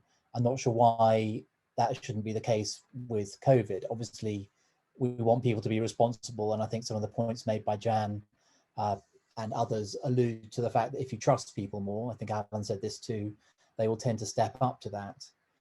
Mike also talked about specifying the level of constraint that you're ready to accept.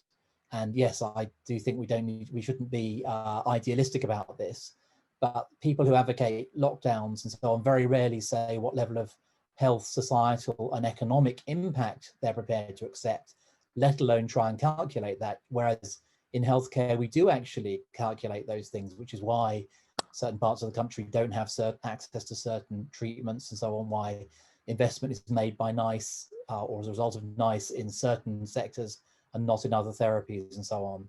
So I think it's beholden on Mike to say what level of impacts, externalities he's prepared to accept as a result of this, or what he advocates. And finally, on the infection facility ratios, Professor John Ioannidis, who Mike will be familiar with at Stanford, I'm told, now calculates that the IFR is only 0.15% for COVID, as opposed to 0.1% for flu. Is that incorrect? Am I misunderstanding that? Whereas Mike said it's, I think, 10 times more infectious. Sorry, fatality is 10 times greater. Yeah, great. Got it, Nico. Thanks. Okay, over to Brendan. I really want to challenge this idea that lockdown skeptics don't take COVID-19 seriously. I can't speak for all lockdown skeptics, but from my perspective, it's precisely the seriousness of the virus that makes the response to it so incredibly disappointing and devastating, because this is a virus which poses a huge challenge to our society, and yet society has been decommissioned. This is a virus which poses huge questions for community life in terms of how we act as a community, how we relate to each other, how we negotiate risk as a community, and yet community life has been suspended. So when people say, listen, this virus is serious, that's why this response is taking place, that makes no sense to me, because that's not how society, or certainly that's not how a healthy society should respond to existential threats. How it should respond to existential threats is by saying, this is serious, let's galvanize and mobilize and work together. And instead, what we've had during this period is effectively officialdom saying, this is very serious, so we don't need you. We don't need your communities, we don't need your individual choices, we don't need your input at all. It's too serious for that. And Mike Fitzpatrick, someone I have enormous respect for, he talked about the collateral damage. And I think too often in relation to the collateral damage, we focus too much on the economic and health consequences of lockdown, which I think will be quite severe. But I think the far greater collateral damage will be on the culture of freedom. And this goes far beyond civil liberties. I think civil liberties is a little bit of a red herring in this discussion, because we're not talking simply about the right to protest or the right to petition MPs and all those other very important civil liberties. We're talking about the culture of freedom, the confidence of people to engage in big questions, the confidence of communities to come together and discuss the challenges that they face. That culture of freedom is being utterly decimated by the current approach to COVID-19. And I think we underestimate that at our peril. Just finally, think about the HIV/AIDS crisis, which was far less impactful on society than the COVID-19 crisis.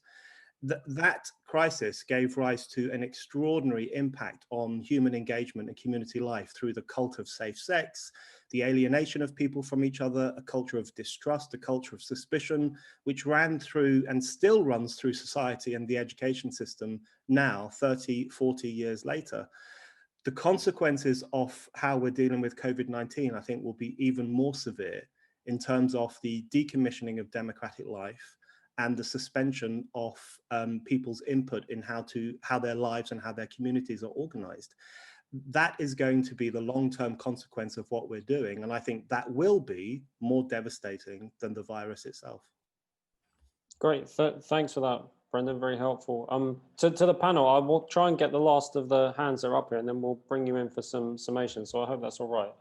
It's over next to John Rowlands. Very much the theme here is this pendulum, where the left hand of the pendulum is very much in the control of the population, with inane instruction, or what appears to be inane instruction, and the right hand is providing the population with the tools to enable them to manage their own risk. And I think the majority of the audience tonight are mainly in that latter camp.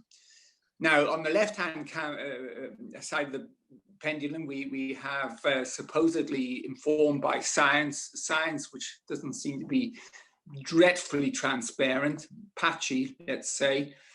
On the right-hand side, it would be so useful if some of the huge sums of money which have been spent on so-called moonshot, massive testing, test tracing, etc., could just be spent on really providing robust analysis of the spread of infection and allowing the population to really understand the risk of spreading and the little bits of data that are coming out that indicate that well-managed public places are actually quite safe.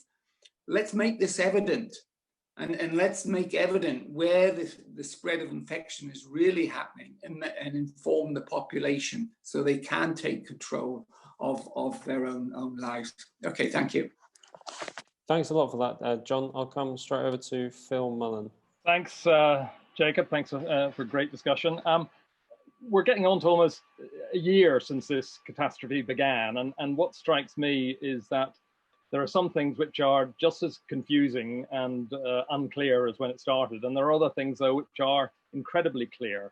I mean, the unclarities, the complexities, clearly, as this discussion tonight has shown, relates to the nature of the disease, levels of immunity, levels of mortality, levels of ability to come up with drugs to deal with it, the uncertainties about whether the vaccine will have a long-lasting effect and so on. So there's a huge amount of uncertainties around which more and more debate will need to happen, and tonight is a contributor to that.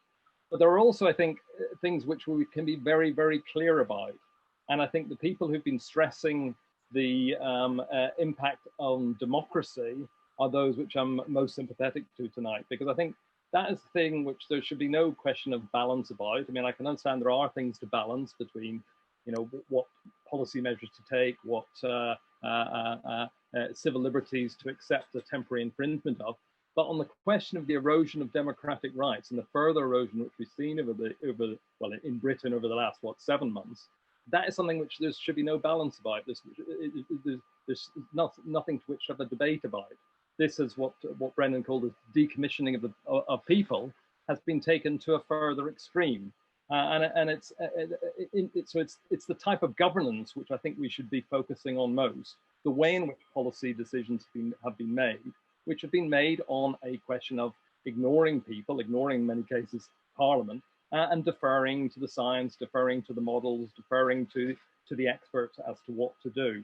And I think it is an expansion and an extension of that, which is the thing which is in the medium term most worrying. I think it's just to give it, it's ironic that in a year in which we are just about getting away from the Brussels excuse of technocratic governance, that governments have been saying for 30 years, we can't do this because of Brussels, or we can do this because we've been told to do it by Brussels. Just as we're getting away from that, we've had a reinforcement of this idea that policy is determined by the experts, by the technocrats, by the science, by the models, tell us this and that. So the Brussels excuse is being replaced by the science excuse, being replaced by the model excuse, and so on. And that, I think, is the really, really dangerous thing. As Paul Reed said earlier, we're going to see this run again with climate change and with all the other debates that are going to come. So that, I think, is the thing which we're most clear about, most worried about, and most active to contest. the type of governance that this whole experience has reinforced, which has been one that's been incredibly anti-democratic. Thanks for that, Phil.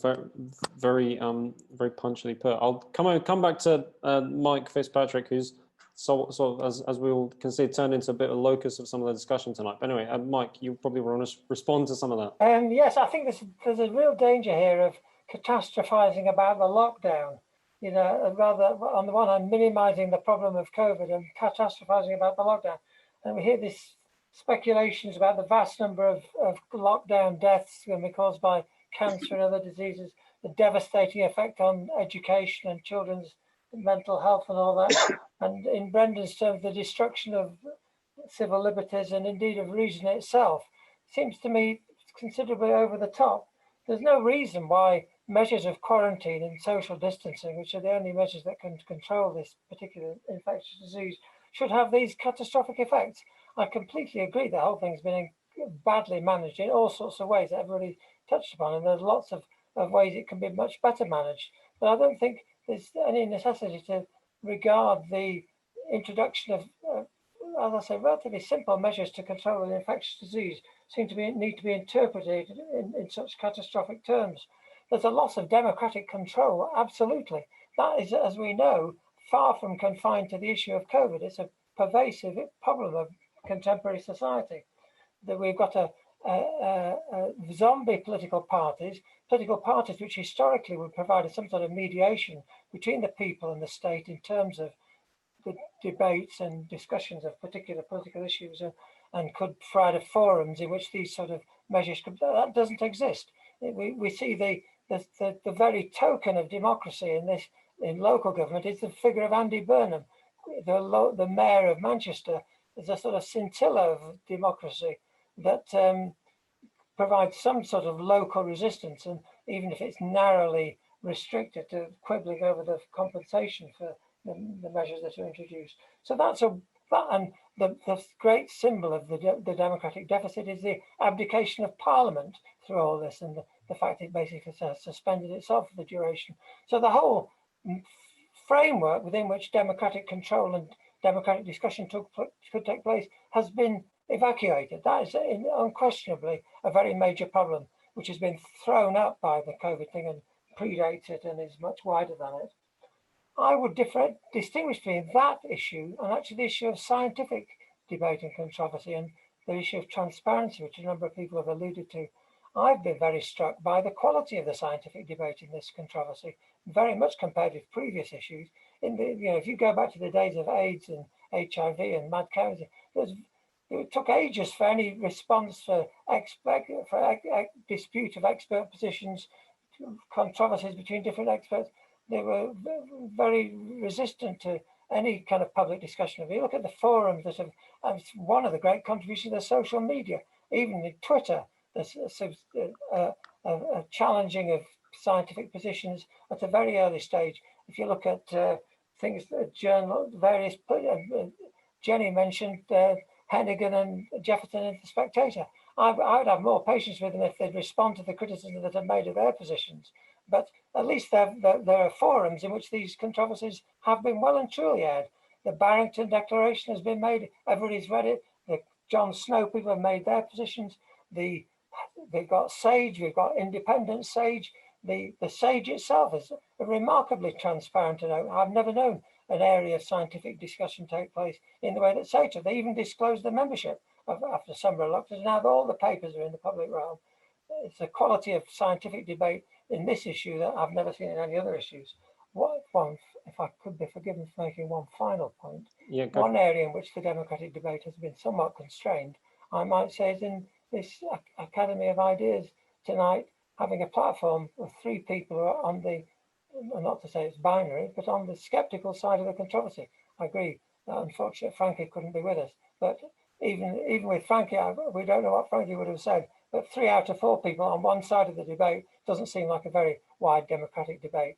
And I could say finally, the one place where you won't find a very wide discussion of the issues involved in this is on Spiked, which is where only one side of this controversy can be heard, and which has scoured the earth to find mavericks and eccentrics, putting the most extreme skeptical positions of very dubious scientific authority and rather discredited the whole quality of scientific discussion in this whole controversy. Oh, well, thanks, Mike. I obviously can't speak for Spiked, but we tried very, very hard to get a very wide range of panelists and ask an awful number of people, many of whom, precisely for the reasons that we had this debate, didn't want to speak about. You couldn't ask me. And well, we'll be sure to involve you in the very near future, Mike. We'd love to. I'll come over to Liz Barber, who's going to be the last person, I think, from the floor, and then we'll get some of the panelists. No, the word that stands out there from the last speaker was catastrophe. I can't say it, but you know the word. I mean, we hit the ground running, catastrophizing the way that this was going to go. That was the starting point of this whole thing. It was the starting point of how we were going to deal with it. And so it's gone on. And at every single turn, it seems to me that, you know, when somebody or anybody has suggested there could be a better way or a less rigid way or a less damaging way, they've all been shouted down and told in short order they're going to kill everybody's granny. And they obviously don't give a toss. Well, that to me is how you silence any other opinion or suggestion. And that's been the way that this whole thing, to me, it seems, has been run. And what also seems to me to be the case is that whereas people can see what they've been shown on the TV, they can hear what they've been told about the immediacy of where we were in March and where we were, you know, in the summer, brief interlude, and where we're heading now, all backed up with the reliable prophecies of Neil Ferguson. People can take that on board. They can see what they're being told. What they don't seem to be able to do, though, in anything in a fairly abstract way, is to understand what the price of this is going to be. And I think that's because nobody's actually had the opportunity to tell them what the price of this is going to be in the long term. And again, as Brendan was saying, it's not just in financial costs, it's any numbers of ways, including, you know, the democracy and the democratic freedoms that we've been used to having, and the appalling speed at which it seems to me people have been prepared to give them up for some promise of safety that, you know, really the government's failed to deliver on pretty much every level. And one of the things that's depressed me most of all, apart from the pubs being shut and all the rest of it, is just how quickly and easily that happened. I didn't think this was the country that I lived in, and this was the way that the majority of people thought. Thanks for that, Liz. Right, I think it's probably time that we get the panel back in and ask them for their sort of final thoughts and what they'd like to leave us with. Obviously, we've had a wide range of discussion. We've had lots of good points on many sides, and there's way too much for the panel to capture all of it. But kind of what do you want to leave us with is the question, and how do we go forward from here, as we posed right at the beginning? Rob, I'll do this in the order in which you spoke. So Rob, I will come to you first. Thanks. I very much agree with people who've been talking about the demobilisation of society, and that a creative and sort of community-based possibilities for working in different ways has been therefore not been possible. And I was struck by this demobilisation. The way people are reacting is a bit like when the trade unions kind of disappeared and people ended up sort of making their way in the world through their own individual efforts rather than through trying to any collective efforts. And I think people are working their way around the rules, or trying to cope with the rules in their own ways, and quietly not really obeying them and things like that. And that's how we're coping with it, because we really had to deal with these things full frontally. It would be a lot harder. I was asked specifically about case-demics. I mean, I don't think it's a case-demic in the sense that I think that there is a real, there really is a virus out there. It's a really bad thing that's happened that nobody invented, not even the Chinese. And that the second wave was pretty inevitable. I don't think it's going to be. It's clear that it's not taken off in the same way as that first wave did. But because it could run longer, and because it's running into winter, obviously we should be concerned about the potential harms that could be done. But I also accept that there seems to be legitimate criticisms of the testing process, of the way in which COVID deaths are allocated to COVID COVID-19 or whatever, that could be reasonably easily clarified one by the other if there was a mood in government to try and do that. And at the moment, there doesn't seem to be, which is a shame. Hence my call for a devil's advocate kind of thing going on in Whitehall. In terms of, I mean, the point that Neil Ferguson made in parliamentary evidence back in April or May was that he was asked about it. He said, yes, probably half, even 2/3 of the people who are dying of COVID-19 or being sort of labelled as COVID-19 deaths would have died this year anyway. That doesn't mean that there aren't, that doesn't mean there's not thousands and thousands of people who would not have died this year, whose lives have been significantly foreshortened by this disease. But having that in mind in the discussion is that, well, what price are we going to pay in terms of freedom and democracy for those things?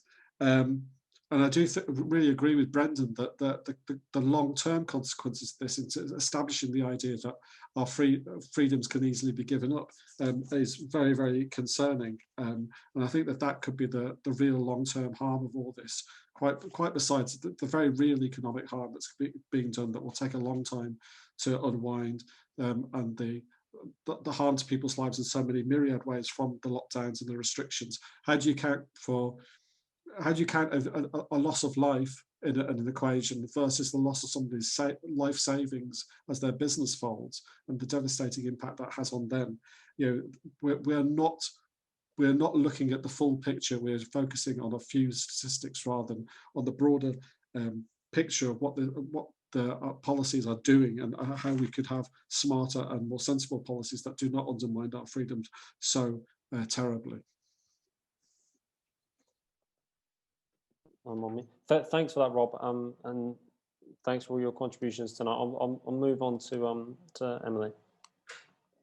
Yeah, so I think I just want to sum up by saying there seems to be this fear from government, but from some people, not necessarily here, but people who are supporting the lockdowns, fear of a loss of control from the centre, and this idea that losing that control from the centre and trusting people to do the right things would create some kind of catastrophe.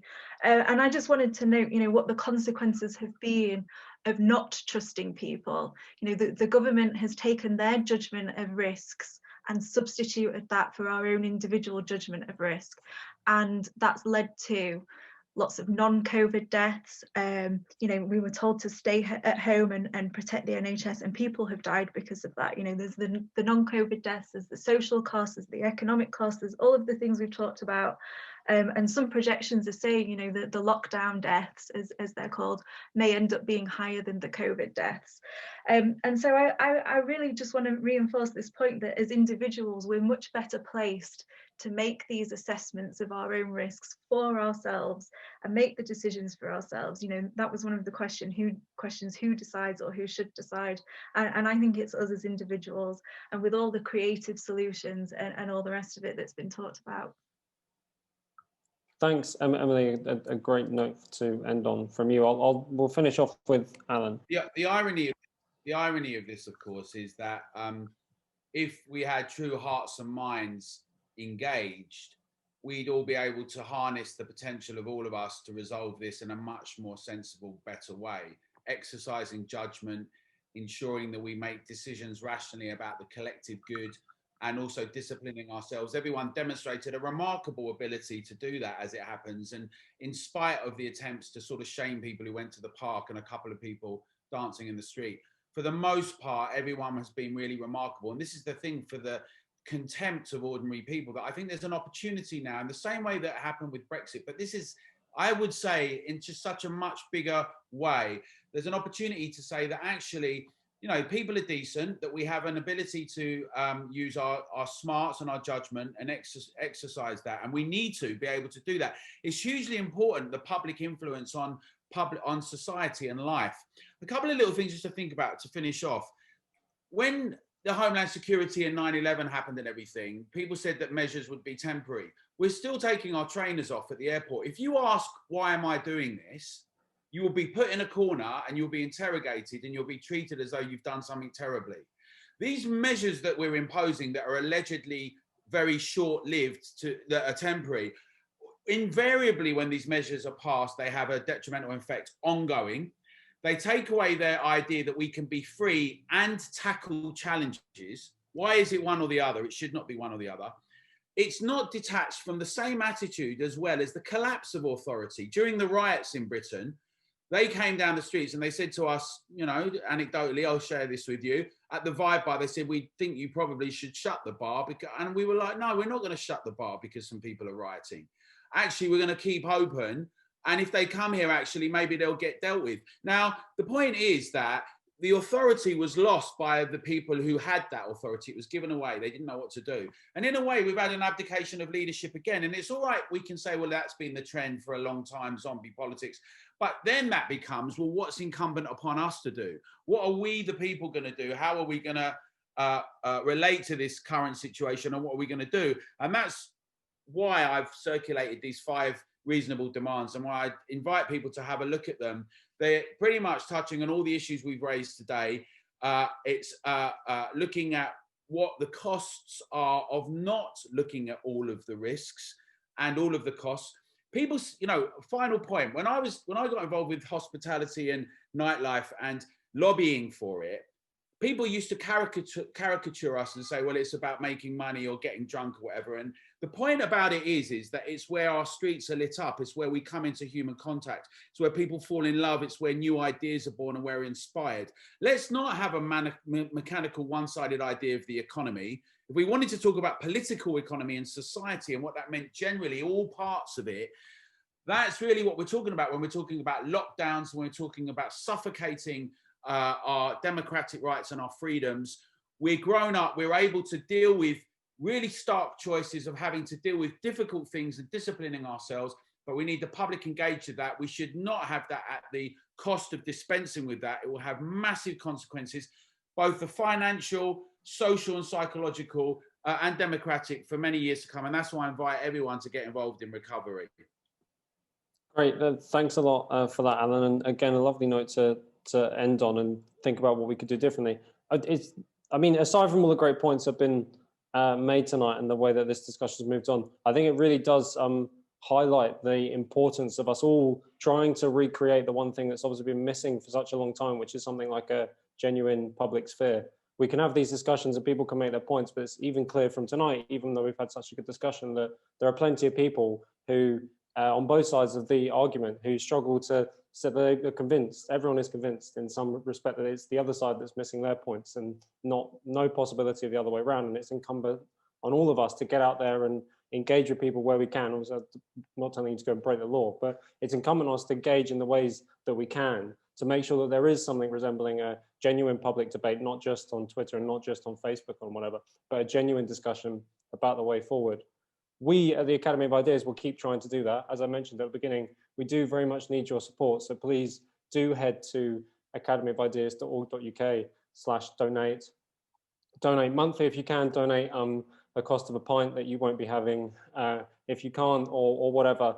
We know it's a tough time for everyone, but we really appreciate the support. I just want to sort of finish. I won't abruptly end the call, but I do want to finish by just saying thank you to everyone that came, especially thank you to our 3 speakers who made such excellent points. And thank you to everyone in the audience who sort of contributed to making this such a lively discussion. We look forward to seeing you at Academy of Ideas event in the very near future. But hopefully in the very near future too, we'll see you at a real life in-person debate.